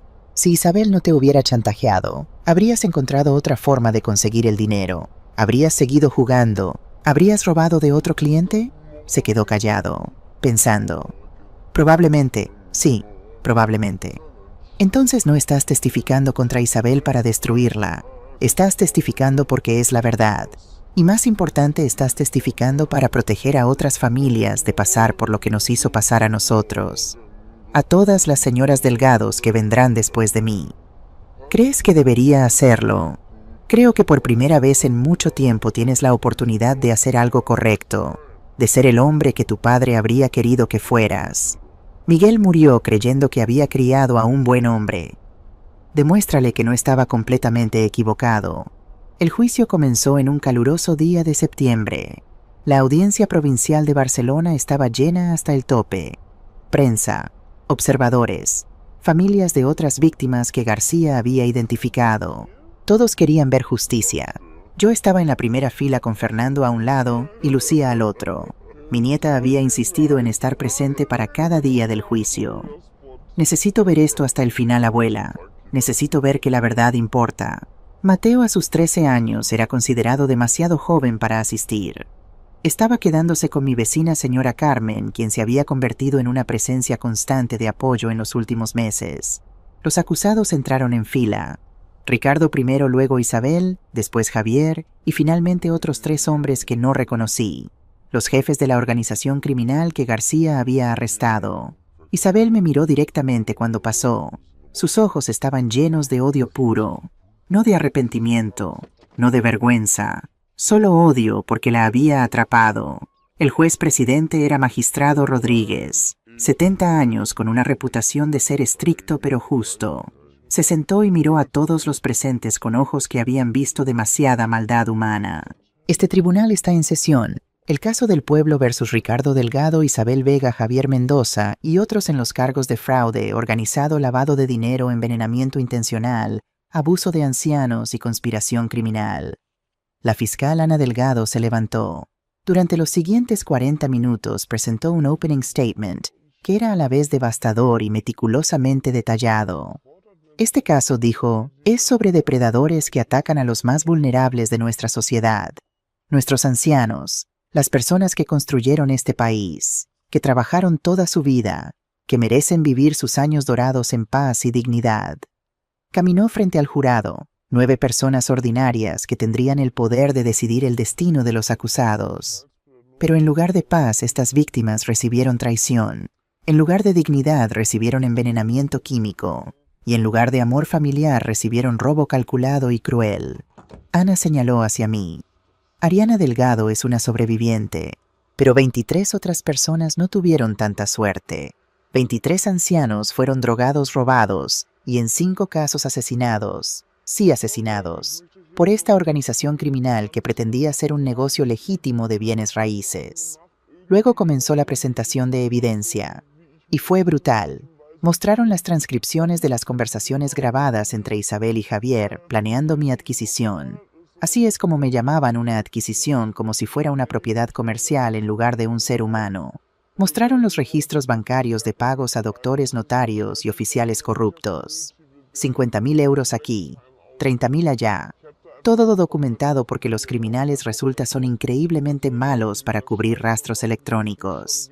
Mostraron las fotografías de las otras víctimas. Rostros de hombres y mujeres de mi edad que habían confiado en sus familias y pagado el precio último. Y finalmente mostraron el video. Un video de seguridad que yo no sabía que existía. De la cocina de mi propia casa, filmado por una cámara que el inspector García había instalado secretamente semanas antes de mi internación. Habían estado investigando a Javier y por extensión vigilando a Ricardo. En el video, con fecha y hora claramente visibles, se veía a Ricardo en mi cocina, solo, sacando un frasco de pastillas de su bolsillo, triturándolas metódicamente, añadiéndolas a una olla de sopa en la estufa, revolviendo, probándola, añadiendo más especias para disimular cualquier sabor extraño. El silencio en la sala era absoluto. Luego en el video yo entraba a la cocina, sonriendo. Huele delicioso, hijo. Y Ricardo, mi hijo, el hombre que había crecido dentro de mi cuerpo, me servía un tazón grande de esa sopa envenenada. Come, mamá, te hice tu favorita. Y yo comía, confiando, amando, sin saber que cada cucharada me estaba llevando más cerca de perder mi mente, mi libertad, mi vida. Cuando el video terminó, miré a Ricardo. Él tenía la cabeza baja, llorando silenciosamente. Isabel, en cambio, miraba hacia adelante con una expresión vacía, sin emoción, sin remordimiento. Y supe que Fernando había tenido razón. Isabel era el verdadero monstruo aquí. El segundo día del juicio, Ricardo fue llamado a testificar. Había aceptado el trato de la fiscal. Iba a decir toda la verdad. La abogada de Isabel, una mujer dura llamada señora Blanco, objetó violentamente. Su señoría, el testimonio del acusado Delgado no puede ser confiable. Está testificando a cambio de un trato. Dirá cualquier cosa para reducir su sentencia. Objeción denegada. El magistrado Rodríguez golpeó su mazo. El acusado tiene derecho a cooperar con la fiscalía. El jurado decidirá qué peso dar a su testimonio. Continúe. Ricardo caminó al estrado de testigos. Le temblaban las manos cuando juró decir la verdad. Ana Delgado comenzó el interrogatorio. Señor Delgado, ¿cuándo comenzó el plan para robar la propiedad de su madre? Hace 18 meses, febrero de 2023. ¿Y quién inició el plan? Ricardo miró a Isabel. Ella le devolvió la mirada con ojos como cuchillos. Mi esposa Isabel Vega. Murmullos en la sala. El magistrado pidió silencio. ¿Puede describir esa conversación inicial? Estábamos en la cama. Era tarde. Yo acababa de confesarle sobre mis deudas de juego, los 120.000 euros que debía. Estaba asustado, pensando en suicidarme, y ella me abrazó y me dijo, no te preocupes, tengo una solución. Tu madre tiene una casa que vale 800.000. Ella es vieja, ya vivió su vida. Nosotros tenemos hijos que alimentar. Es hora de que reclamemos lo que nos corresponde. ¿Y usted qué respondió? Le dije que estaba loca, que nunca le haría daño a mi madre, que prefería declararme en bancarrota. ¿Qué dijo Isabel? Ricardo tragó saliva. Me mostró un archivo en su laptop. Eran todos los documentos sobre el desfalco que había cometido en mi trabajo. Correos electrónicos, transferencias bancarias, todo. Y me dijo, esto es evidencia de robo. Puedo hacerte ir a prisión por 10 años. O puedes cooperar y tener dinero suficiente para pagar tus deudas y empezar de nuevo. Tú eliges. ¿Y eligió cooperar? Tardé 2 semanas. 2 semanas donde Isabel me mostraba ese archivo todos los días, donde me describía exactamente cómo Lucía y Mateo reaccionarían cuando se enteraran de que su padre era un ladrón, cómo nunca podrían mirarme de la misma forma, y eventualmente rompí. ¿Quién diseñó el método específico? Las drogas, el diagnóstico falso, todo. Isabel, ella investigó todo. Encontró artículos médicos sobre benzodiazepinas y cómo afectan la memoria. Contactó a su padre Javier, quien conocía al doctor Martínez. Ella hizo el timeline completo. ¿Cuánto tiempo drogarme antes de buscar el diagnóstico? ¿Qué documentos hacer firmar? ¿Cuándo ejecutar la venta? Y su rol, yo era la herramienta, el que ejecutaba. Visitaba a mi madre, le traía la comida con las drogas, la grababa cuando estaba confundida, la llevaba a firmar documentos. Yo hice el trabajo sucio. ¿Por qué? La voz de Ricardo se quebró completamente. Porque soy un cobarde, porque tuve miedo, y porque en algún momento me convencí a mí mismo de que lo que estábamos haciendo no era tan malo, que mi madre estaba vieja de todos modos, que la casa era demasiado grande para ella, que un asilo sería mejor. Me dije todas las mentiras necesarias para poder mirarme en el espejo. En algún momento su madre le dio razones para creer que estaba perdiendo sus facultades mentales. Nunca, mi madre siempre fue aguda, inteligente, manejaba sus propias finanzas, cocinaba, cuidaba su jardín. No había nada mal con ella excepto lo que yo le estaba haciendo. ¿Y cuándo se dio cuenta de lo que realmente había hecho? Ricardo me miró directamente por primera vez, cuando la vi en ese hospital, atada a una cama, confundida, asustada, y me di cuenta de que yo, su hijo, la persona que se suponía que debía protegerla, había convertido a mi propia madre en una prisionera. En ese momento supe que no era solo un cobarde, era un monstruo. El contrainterrogatorio de señora Blanco fue viscoso. Intentó pintar a Ricardo como un mentiroso que estaba inventando todo para salvar su propia piel. Pero Ricardo se mantuvo firme, admitió cada parte de su culpabilidad, no intentó minimizar nada, y al final del día el jurado tenía una imagen clara: Ricardo era culpable, pero Isabel era la arquitecta del plan. El tercer día señora Blanco llamó a Isabel al estrado. Era un movimiento arriesgado. Poner a tu cliente a testificar siempre lo es, pero claramente sentían que no tenían opción después del devastador testimonio de Ricardo. Isabel subió al estrado con confianza. Llevaba un traje azul conservador, pelo recogido, maquillaje natural, la imagen de una mujer profesional respetable injustamente acusada. Su propia abogada comenzó con preguntas suaves, estableciendo a Isabel como una madre dedicada a una empleada bancaria confiable, una esposa leal. Señora Vega, su esposo la ha acusado de ser la arquitecta de este plan. ¿Es eso verdad? Absolutamente no. La voz de Isabel era firme, practicada. Mi esposo es un adicto al juego, un hombre que robó de su empleador. Cuando sus deudas lo alcanzaron, entró en pánico. Yo traté de ayudarlo. Sugerí que habláramos con su madre sobre un préstamo. Nada más. ¿Un préstamo? Sí. Pensé que Ariana podría prestarnos dinero contra el valor de su casa, pagarle cuando las cosas mejoraran. Pero Ricardo se obsesionó con la idea de que merecía la herencia ahora en lugar de esperar. Cuando traté de detenerlo, me amenazó. Era una mentira brillante, casi creíble, excepto por un problema. Ana Delgado tenía evidencia. Cuando le tocó el turno de interrogar a Ana, se levantó con una sonrisa pequeña. Era la sonrisa de un tiburón que olía sangre en el agua. Señora Vega, ¿es cierto que trabajó en el Banco Santander durante 15 años? Sí. Y parte de su trabajo involucraba evaluar propiedades para préstamos hipotecarios. Sí, pero no veo qué. Lo que significa que usted tiene conocimiento experto sobre valores de propiedades, documentación legal y procesos de transferencia de títulos. ¿Correcto? Isabel vaciló. Supongo, señora Vega. ¿Sí o no? Sí. Ana puso una pila de documentos en evidencia. Estos son registros de búsquedas en Internet de su laptop personal. Búsquedas que usted hizo entre enero y marzo de 2023. ¿Le gustaría que le leyera algunos? Isabel palideció. ¿Cómo inducir síntomas de demencia? Benzodiazepinas, efectos secundarios, memoria.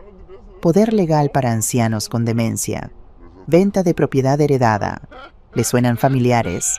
Yo estaba investigando para entender lo que Ricardo estaba planeando. De verdad, porque estas búsquedas están fechadas antes de que Ricardo confesara sobre sus deudas. De hecho, la primera búsqueda sobre demencia inducida está fechada el 15 de enero de 2023. Ricardo dice que no le contó sobre las deudas hasta febrero. Isabel no tenía respuesta. Y luego está esto. Ana mostró registros de llamadas telefónicas. 17 llamadas entre usted y el doctor Martínez en el mes antes de que Ariana Delgado fuera internada. ¿Puede explicar por qué una gerente bancaria necesitaba hablar tanto con un psiquiatra? Yo estaba buscando ayuda para mi suegra. Sin que ella lo supiera, sin que su esposo se lo pidiera, Ana se acercó al estrado. O estaba arreglando los detalles de cuánto le pagaría por un diagnóstico falso. Objeción. Señora Blanco se levantó de un salto. Especulación. Retirada. Ana sonrió. Tengo una pregunta mejor. Señora Vega, ¿es cierto que su padre Javier Mendoza estuvo en prisión por fraude inmobiliario? Sí, pero... ¿Y es cierto que después de su liberación usted lo visitaba frecuentemente en su oficina de consultoría inmobiliaria? Visitaba a mi padre, es natural. Y durante esas visitas discutían su método para adquirir propiedades valiosas a través de esquemas de tutela fraudulenta. Y no porque tenemos transcripciones de vigilancia electrónica de la oficina de su padre. Transcripciones donde usted, Isabel Vega, describe específicamente la villa de Ariana Delgado y pregunta cómo sería el proceso para adquirirla rápidamente. El silencio en la sala era ensordecedor. Ana puso las transcripciones en evidencia. Comenzó a leer. Isabel Vega, 28 de enero de 2023. La casa vale 800, pero está a nombre de la vieja. Ricardo es muy débil para hacer lo que hay que hacer. Necesito que me enseñes cómo funciona tu sistema.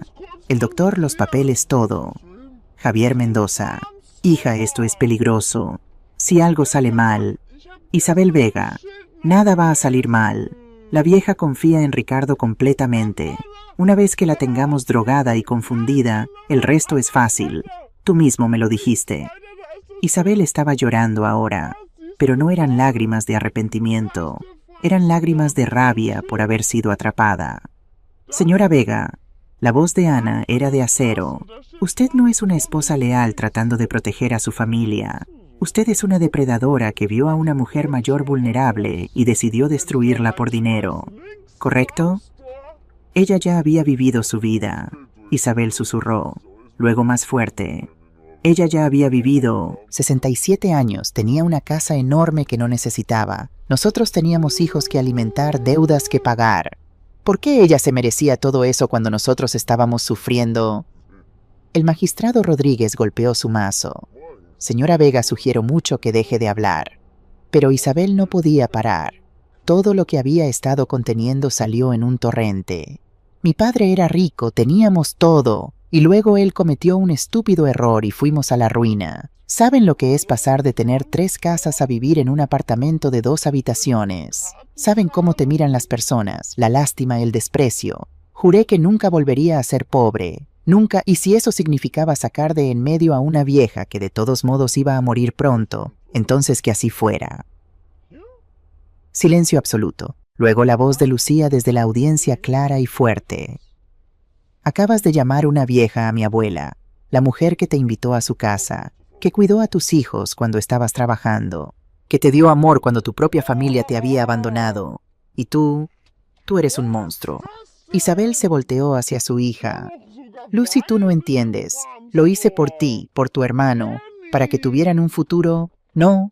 Lucía se puso de pie. Lo hiciste por ti, porque eres egoísta, porque eres cruel, y no eres mi madre. Mi madre murió el día que decidiste envenenar a mi abuela. El juicio duró 2 semanas más. Testimonio tras testimonio de víctimas, peritos, investigadores. Cada día añadía más peso a la evidencia contra los acusados. Javier Mendoza fue completamente expuesto como el operador principal de la red criminal. Su testimonio paradójicamente lo hundió tanto como hundió a los demás. Resultó que ningún jurado tiene simpatía por un hombre que admite destruir 23 familias por dinero. Los 3 jefes de la organización, hombres que nunca habían conocido personalmente pero que habían financiado toda la operación, fueron conectados a través de transacciones bancarias y comunicaciones interceptadas.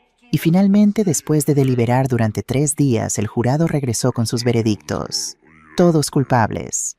El día de las sentencias la sala estaba llena otra vez. Pero esta vez había caras nuevas, familiares de las otras 22 víctimas. Algunos llevaban fotos de sus seres queridos perdidos. Una mujer llevaba las cenizas de su madre en una urna pequeña. El magistrado Rodríguez entró y el silencio cayó como una manta pesada. Este ha sido uno de los casos más perturbadores que he presidido en 30 años como juez, comenzó. Lo que hemos visto aquí no es simplemente crimen. Es traición a la esencia misma de lo que significa ser humano. Familia, confianza, amor. Todos han sido pervertidos y destruidos por avaricia. Miró a cada acusado. Isabel Vega, usted fue la arquitecta de este horror. Usted manipuló a su esposo, traicionó a su suegra y mostró 0 remordimiento hasta el final. Esta corte la condena a 15 años de prisión por conspiración criminal, fraude organizado e intento de asesinato. Isabel no reaccionó, solo miró al frente con ojos vacíos. Javier Mendoza, usted es un criminal profesional que ha destruido docenas de vidas. Esta corte lo condena a 25 años de prisión sin posibilidad de libertad condicional. Javier asintió como si hubiera esperado eso. Ricardo Delgado, el magistrado miró a mi hijo por un largo momento. Su caso es complicado. Usted fue manipulado y chantajeado. Pero también fue un adulto que tomó decisiones. Usted eligió envenenar a su madre. Usted eligió el camino fácil sobre el camino correcto. Sin embargo, también eligió eventualmente hacer lo correcto testificando. Esta corte lo condena a 4 años de prisión. Ricardo bajó la cabeza. Lloró. Los 3 jefes de la organización recibieron entre 20 y 30 años cada uno. Y finalmente el magistrado se volvió hacia todos nosotros en la audiencia. A las víctimas y sus familias, siento profundamente que nuestro sistema fallara en protegerlos. Siento que personas malas lograran lastimar a personas buenas. Pero espero que estas sentencias envíen un mensaje claro. En España, los que atacan a nuestros ancianos, los que traicionan la confianza familiar, serán castigados con el peso completo de la ley. Golpeó su mazo. Se levanta la sesión. Una semana después de las sentencias recibí un mensaje. Ricardo quería verme una última vez antes de ser transferido a la prisión, donde cumpliría su sentencia. Lucía estaba conmigo cuando recibí el mensaje. ¿Vas a ir, abuela? No lo sé. Yo sí sé. Mi nieta tan sabia para sus 16 años. Necesitas ir. No por él. Por ti. Para cerrar esto de verdad. Así que fui. La sala de visitas era diferente esta vez. Menos vigilada. Ricardo ya era un prisionero condenado cooperando, no una amenaza de fuga. Cuando entró se veía en paz. Tan en paz como alguien enfrentando 4 años en prisión podía verse. Mamá, gracias por venir. Lucía me convenció. Ella es más sabia que sus padres juntos. Se sentó al otro lado de la mesa de plástico barata. Necesitaba verte porque hay cosas que necesito decir. Y sé que no tengo derecho a pedirte que las escuches, pero... Tengo 30 minutos. Habla. Tomó una respiración profunda. Primero necesito que sepas que firmé todos los papeles devolviéndote tu casa completamente, sin ninguna reclamación de mi parte o de mis herederos. También firmé la tutela completa de Lucía y Mateo a ti. Isabel va a estar en prisión hasta que Mateo tenga 28 años. No pueden crecer sin familia estable.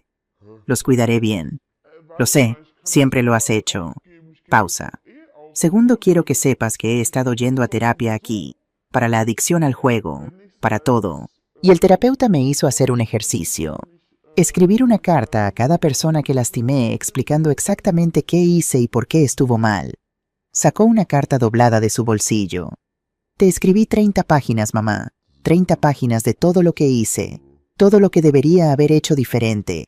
Todo lo que quisiera haber dicho pero era demasiado cobarde para decir. Y al final me di cuenta de algo. Ninguna cantidad de palabras va a cambiar lo que pasó. Ninguna disculpa es suficiente. Así que no voy a darte esta carta. No voy a ponerte en la posición de tener que leerla y decidir si perdonarme o no. Dobló la carta y la volvió a meter en su bolsillo. En cambio, solo voy a decirte esto. Pasaré los próximos 4 años tratando de convertirme en el tipo de hombre que pueda mirar a Lucía y Mateo sin sentir vergüenza. El tipo de hombre que papá habría estado orgulloso de llamar hijo. Y cuando salga no voy a pedirte perdón. No voy a pedirte que me dejes volver a tu vida. Solo voy a vivir de una forma que, tal vez si tienes la generosidad, algún día puedas mirar y pensar, ok, él aprendió. Él cambió. Nos miramos, madre e hijo, conectados por sangre, separados por traición. Ricardo, tengo algo que decirte también. Lo que sea. Te he odiado estos últimos meses. Odiado con una intensidad que no sabía que era capaz de sentir. Cada vez que recordaba tu cara cuando me llevabas esa comida envenenada quería gritar. Quería que sufrieras como yo sufrí. Asintió aceptando. Pero también he aprendido algo. El odio es un veneno que me envenena a mí, no a ti. Y ya he sido envenenada suficiente para toda una vida. Me incliné hacia adelante. Así que esto es lo que voy a hacer. No te voy a perdonar. No hoy. Quizás nunca completamente. Pero voy a dejar ir el odio. Voy a cuidar a tus hijos. Voy a vivir mi vida en esa casa que casi pierdo. Y voy a enseñarle a Lucía y Mateo que las personas pueden hacer cosas terribles, pero aún así no ser completamente malvadas. Que podemos amar a alguien y aún así mantener límites. Que la familia significa algo, pero no significa aceptar abuso. Mamá, no he terminado. Cuando salgas en 4 años, no esperes una bienvenida a casa con los brazos abiertos. Pero tampoco esperes que te cierre la puerta en la cara. Crearemos algo nuevo, no madre e hijo como antes. Pero tal vez, eventualmente, 2 personas que alguna vez se amaron y están aprendiendo a coexistir con lo que pasó. Eso es más de lo que merezco. Probablemente, pero no lo estoy haciendo por ti, lo estoy haciendo por mí, porque a mis 67 años finalmente estoy aprendiendo a poner mis necesidades primero. Y necesito creer que hay vida después de la traición, que hay espacio para algo que no es ni perdón completo, ni odio completo. ¿Cómo se llama eso? No tengo idea, pero lo voy a descubrir. 1 año después del juicio, mi vida había cambiado de formas que nunca habría imaginado. Lucía y Mateo vivían conmigo. Oficialmente, legalmente. Sus habitaciones en mi villa estaban llenas de sus cosas. Pósters de bandas, libros de texto, la colección de cómics de Mateo, el telescopio de Lucía que usaba para observar las estrellas desde el balcón. Lucía había florecido. A los 17 ahora había decidido estudiar Derecho. Quiero defender a personas como tú, abuela. Personas que el sistema falla. Mateo a los 14 estaba en terapia procesando todo lo que había pasado. Todavía tenía pesadillas a veces, pero estaba mejorando. Y había desarrollado un talento increíble para el piano. El mismo piano donde yo había aprendido de niña. Yo también había cambiado. Trabajaba ahora como consultora para la Asociación de Protección de Ancianos de Cataluña. Viajaba a residencias, a centros comunitarios, enseñando a personas mayores cómo protegerse de fraude familiar. La señal más grande, les decía en mis charlas, es cuando alguien quiere que firmes papeles rápidamente, sin tiempo para leer, sin tiempo para consultar con un abogado independiente. La urgencia siempre es una señal de alarma roja. También había aparecido en programas de noticias, entrevistas. Mi historia se había vuelto conocida en toda España. La mujer que derrotó a los depredadores de ancianos me llamaba a un periódico, pero lo más importante, había reconstruido mi vida en mis propios términos. Una tarde de otoño estaba en mi jardín podando los limoneros cuando señora Carmen vino con una bandeja de té. Ariana, tienes que descansar, trabajas demasiado. Si descanso empiezo a pensar demasiado. ¿Todavía piensas en Ricardo? Era una pregunta justa. Carmen había sido mi confidente a través de todo esto. A veces, especialmente cuando Lucía hace algo que me recuerda a él de niño, o cuando Mateo se ríe con esa risa exacta que Ricardo tenía. ¿Lo extrañas? Extraño al hijo que pensé que tenía, no al hombre en que se convirtió, aunque... Me detuve buscando las palabras correctas, aunque a veces me pregunto si siempre fue ese hombre y yo simplemente me negaba a verlo, o si las circunstancias lo convirtieron en eso. ¿Importa? Supongo que no. El resultado es el mismo. Carmen sirvió el té. ¿Has pensado en visitarlo? Lucía lo visita una vez al mes. Me cuenta que está bien, que realmente está trabajando en sí mismo, que está enseñando arquitectura a otros prisioneros, que se unió a un grupo de AA modificado para adictos al juego. Pero tú no vas. No estoy lista. Tal vez nunca esté lista. Y está bien. No tengo que perdonar para sanar. Esa fue la lección más importante que aprendí. 18 meses después de su encarcelamiento recibí una carta de Ricardo. No la pedí, no la esperaba. Simplemente apareció en mi buzón un martes ordinario. No la abrí inmediatamente. La dejé en mi escritorio durante 3 días mirándola cada vez que pasaba, preguntándome qué podría decir que ya no se había dicho. Finalmente una noche después de que Lucía y Mateo se fueron a dormir la abrí. Mamá, no espero respuesta a esta carta. De hecho, preferiría que no respondieras. Solo necesito que sepas algunas cosas. Primero, Isabel y yo nos estamos divorciando. Ella se niega a admitir cualquier responsabilidad por lo que pasó. En sus cartas que ya no leo, todavía me culpa a mí, a ti y al sistema. Nunca va a cambiar. Y no puedo estar casado con alguien que es capaz de ese nivel de negación. Segundo, he estado pensando mucho sobre lo que dijiste en nuestra última visita, sobre crear algo nuevo. No volver a lo que era, pero construir algo diferente. Y creo que tienes razón. No podemos ser madre e hijo como antes. Esa relación murió cuando puse la primera pastilla en tu comida, pero tal vez eventualmente podemos ser 2 personas que comparten historia, que respetan límites, que coexisten sin pretender que lo pasado no pasó. Tercero, Lucía me contó sobre tu trabajo con la Asociación de Protección de Ancianos. Me siento complejo al respecto, orgulloso de que estés usando tu experiencia para ayudar a otros.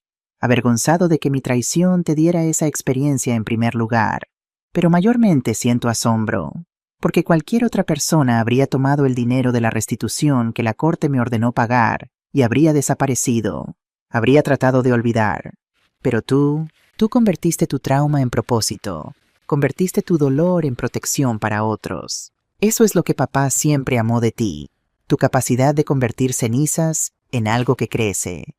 Cuarto, salgo en 2 años y medio. He estado contando, no porque esté emocionado de salir. Honestamente, la prisión es más fácil que enfrentar el mundo sabiendo lo que hice. Pero cuento porque cada día es un día más cerca de poder, tal vez, ser el tipo de hombre que Lucía y Mateo no se avergüencen de llamar padre. No espero ser parte de tu vida otra vez. No espero domingos familiares o navidades juntos. Pero espero que cuando salga y veas mi nombre en tu teléfono, si es que mantienes mi número, no sientas asco inmediato. Solo neutralidad. Eso sería suficiente. Finalmente, gracias por cuidar a mis hijos cuando yo y su madre los fallamos, por no usar nuestros errores como excusa para abandonarlos, por mostrarles que es posible ser traicionado y aún así elegir amor sobre amargura. Lucía me dijo que le estás enseñando piano, que Mateo está sacando las mejores notas de su vida, que ambos se ríen de nuevo, que tienen estabilidad. Eso es más de lo que jamás podría haber esperado. Y es todo por ti. No espero perdón. Solo quería que supieras. Estoy tratando, cada día, de ser mejor. No por recompensa, no por redención, solo porque es lo correcto. Tu hijo, que alguna vez fue Ricardo P.S., encontré una foto vieja en mis cosas que trajeron a la prisión. Es de mi primera comunión. Tú estás detrás de mí con tus manos en mis hombros. Estás sonriendo tan orgullosamente. Miro esa foto a veces y me pregunto, ¿cuándo fue el momento exacto en que ese niño se convirtió en el hombre que te lastimó? ¿Fue un momento o fue miles de pequeñas elecciones que me llevaron tan lejos del camino que ya no podía encontrar el regreso? No tengo respuesta, solo tengo la certeza de que ese niño en la foto no merecía la madre que tenía. Pero el hombre que soy ahora va a pasar el resto de su vida tratando de volverse alguien que sí la merezca. Doblé la carta lentamente. Lágrimas corrían por mi rostro, pero no eran lágrimas de tristeza. Eran lágrimas de liberación, aceptación. Ricardo nunca sería mi hijo de la forma que una vez fue. Esa relación estaba muerta y enterrada. Pero tal vez, solo tal vez, podríamos construir algo nuevo. Algo sin pretensiones, algo honesto. No hoy, no el año próximo cuando saliera. Quizás nunca, pero la posibilidad existía. Y eso era suficiente. La llamada vino un martes por la tarde. Lucía estaba en la universidad, Mateo en la escuela. Yo estaba en el jardín, como siempre, cuidando mis limoneros. Señora Delgado, soy el director Muñoz de la prisión de Bryans. Llamo para informarle que Ricardo Delgado será liberado en 2 semanas. Cumplió su sentencia completa con buen comportamiento. Mi corazón se aceleró. Entiendo. Él pidió que le dijera que no espera nada de usted, que tiene planes para vivir en Valencia con un amigo de la prisión que también está siendo liberado. Quería que supiera que no va a aparecer sin avisar, que respetará sus límites. Gracias por informarme. Después de colgar, me senté en mi banco de jardín. El mismo banco donde Miguel y yo solíamos sentarnos las tardes de verano. El mismo banco donde Ricardo jugaba de niño. En 2 semanas mi hijo estaría libre. Y yo no sentía lo que esperaba sentir. No miedo, no rabia. Solo una especie de curiosidad cansada. ¿Qué tipo de hombre saldría de esa prisión? ¿El mismo que entró? ¿O alguien nuevo? Esa noche durante la cena le conté a Lucía y Mateo. Papá sale en 2 semanas. Mateo dejó caer su tenedor. Lucía se quedó inmóvil. ¿Cómo te sientes?, preguntó Lucía cuidadosamente. Honestamente no lo sé. ¿Cómo se sienten ustedes? Mateo habló primero. Estoy asustado. Sé que es mi papá, pero casi no lo recuerdo sin estar enojado con él. Y no sé si quiero que forme parte de mi vida. Eso es completamente válido, le dije. Nadie te va a obligar a verlo si no quieres. Yo lo voy a ver, dijo Lucía. Lo he estado visitando. Hemos hablado de esto. Pero abuela me miró con esos ojos verdes que eran tan parecidos a los de Miguel. Tú lo vas a ver. Era la pregunta del $1.000.000. No lo sé todavía, pero voy a decidir por mí misma. No por él, no por ustedes, por mí. El día que Ricardo fue liberado, yo estaba dando una charla en un centro comunitario en Tarragona. 50 mujeres mayores, todas escuchando mi historia, todas aprendiendo las señales, todas preparándose para protegerse. La lección más importante, les dije al final de mi charla, no es solo sobre protegerse de criminales, es sobre conocer su propio valor, sobre entender que su vida, su hogar, su paz, todo eso importa, a cualquier edad, incluso a los 60, a los 70, a los 80, su vida tiene valor, y nadie, ni siquiera familia, tiene derecho a quitársela.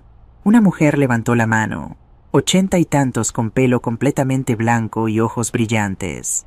Señora Delgado, ¿ha perdonado a su hijo? Todos se quedaron en silencio esperando mi respuesta. Esa es una pregunta complicada, dije honestamente. El perdón no es blanco o negro, no es un interruptor que prendes y todo está bien. Es un proceso, un viaje, y francamente no sé si he llegado al perdón todavía. Entonces, ¿qué ha hecho? He elegido soltar la rabia. He elegido vivir mi vida en lugar de obsesionarme con lo que él me hizo. He elegido amar a sus hijos incluso cuando no puedo amar lo que él hizo. ¿Es eso perdón? No lo sé, pero es suficiente para mí. La mujer asintió sabiamente. A veces suficiente es todo lo que necesitamos. 3 meses después de que Ricardo fue liberado, finalmente acepté verlo. No en mi casa, no en territorio que consideraba sagrado, sino en un café neutral en el centro de Barcelona. Un lugar público, seguro, sin historia. Fernando insistió en acompañarme sentándose en una mesa cercana. Solo como precaución, dijo, pero ambos sabíamos que no era precaución física, era apoyo emocional. Ricardo llegó puntual. Se veía diferente, más delgado, pelo más gris, arrugas más profundas. 4 años en prisión habían envejecido más que solo su cara. Se sentó al otro lado de la mesa sin intentar abrazarme, sin intentar tocarme. Mamá, gracias por venir. Lucía me convenció, otra vez, una sonrisa pequeña. Ella es más fuerte que yo jamás fui. Sí, lo es. Silencio incómodo. El mesero vino. Ordenamos cafés. Ninguno lo tomó. No voy a preguntarte cómo estás, dijo Ricardo. Sé que esa es una pregunta estúpida dado todo. Aprecio eso. Solo quería verte, cara a cara, y decirte... No decirte, mostrarte. Esto. Sacó un sobre de su mochila. Dentro había documentos. Son certificados, de cada clase que tomé en prisión. Manejo de ira, adicción, terapia familiar, finanzas responsables. He estado trabajando en mí mismo, mamá. No por show, no porque crea que esto va a arreglar lo que rompí. Solo porque no quiero ser esa persona nunca más. Miré los documentos, certificados oficiales de la prisión, fechas, firmas, evidencia tangible de esfuerzo. También esto, sacó otro papel. Es un contrato que firmé con un programa de rehabilitación. Me reporto 2 veces por semana. Análisis de sangre aleatorios para asegurar que no estoy usando. Terapia obligatoria. Lo firmé voluntariamente. No es requerimiento de mi libertad condicional. Es mi elección. ¿Por qué me muestras esto? Porque no quiero que creas en palabras. Las palabras son baratas.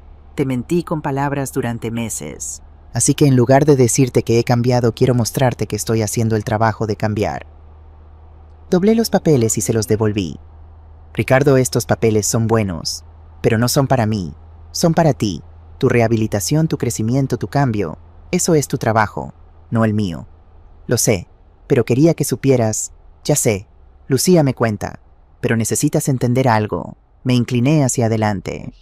No soy responsable de tu redención. No soy la persona cuya aprobación necesitas para sentirte mejor contigo mismo. Haz el trabajo porque es lo correcto, no porque creas que eventualmente voy a decir, está bien, te perdono, volvamos a ser familia. No espero eso. Bien, porque no va a pasar. Lo que pasó cambió algo fundamental, y no hay vuelta atrás a lo que era. ¿Hay vuelta adelante hacia algo nuevo? Lo miré, realmente lo miré, buscando algún rastro del niño que había criado, del hombre que podría haber sido. Tal vez, algún día, pero no hoy. ¿Cuándo? Cuando no lo preguntes más. Cuando tu cambio sea tan real, tan completo, que ya no necesites mi validación para saber que lo lograste. Ricardo asintió lentamente. Eso es justo. Nos quedamos sentados unos minutos más. Hablamos de cosas mundanas. Lucía en la universidad, Mateo en la escuela, mi trabajo con la asociación, su nuevo empleo en una firma de arquitectura pequeña en Valencia. Y cuando me levanté para irme, Ricardo no intentó detenerme. Mamá, una última cosa. ¿Sí? Gracias. Por criar a mis hijos, por mostrarles lo que realmente significa amar a alguien, por ser la persona que yo debería haber sido. De nada. Y me fui. No me di vuelta, no miré atrás, porque mirar hacia atrás no era lo que necesitaba. Mirar hacia adelante sí. Hoy tengo 72 años. Mi pelo es completamente blanco ahora. Uso gafas para leer. Me canso más rápido que antes. Pero estoy viva, estoy libre y estoy en mi casa. Lucía se graduó de la Universidad de Barcelona con honores. Ahora trabaja en una firma de derecho especializada en abuso de ancianos. Cada caso que gana, me dice, lo gana pensando en mí. Mateo está en su último año de secundaria. Todavía toca piano. Está considerando estudiar música profesionalmente. Miguel habría estado tan orgulloso. Ricardo y yo hablamos una vez cada pocos meses. Conversaciones cortas, civilizadas. Él continúa su trabajo de rehabilitación, continúa su terapia. Ha pagado cada euro de la restitución que la corte ordenó. ¿Lo he perdonado? La gente todavía me pregunta eso, y mi respuesta es siempre la misma. No sé, pero he encontrado paz, y eso es más importante que el perdón. Isabel sigue en prisión. Será liberada cuando yo tenga 80 años. No he pensado en ella en años. No vale mi energía mental. Javier murió en prisión hace 2 años. Un ataque al corazón. No fui a su funeral. No sentí nada cuando me enteré. Mi vila en Gracia todavía está de pie. Todavía vale una fortuna, pero ya no es solo una casa. Es un símbolo, una prueba, evidencia física de que intentaron destruirme y fallaron. Los limoneros en mi jardín están floreciendo. Hago limonada cada verano. Lucía y Mateo la venden en un pequeño puesto en el parque. Donan las ganancias a la Asociación de Protección de Ancianos. Y yo sigo dando charlas. Sigo contando mi historia. Porque por cada Ariana Delgado que luchó y ganó, hay 10 más que no tuvieron la suerte, la astucia o el apoyo para escapar. Anoche sentada en mi banco de jardín mirando las estrellas pensé en todo lo que había pasado. La traición, el dolor, la lucha, la victoria, el perdón imposible, la paz imperfecta. Y me di cuenta de algo. Sobrevivir no es suficiente. Vivir tampoco. Lo que importa es cómo vives después de casi perderlo todo. Con miedo, no. Con rabia, no. Con amargura que envenena cada día, definitivamente no. Vives con propósito, con límites claros, con amor selectivo pero profundo, con la sabiduría de saber que algunas heridas nunca sanan completamente, pero eso no significa que no puedas ser feliz. Tengo 72 años. Me traicionó mi propio hijo. Casi pierdo todo. Pero estoy aquí, en mi casa, con mis nietos, con mi propósito. Y cada mañana cuando me despierto y veo el sol entrar por las ventanas de esta villa que casi me roban, sonrío. Porque yo soy Ariana Delgado, y nadie me destruye sin mi permiso.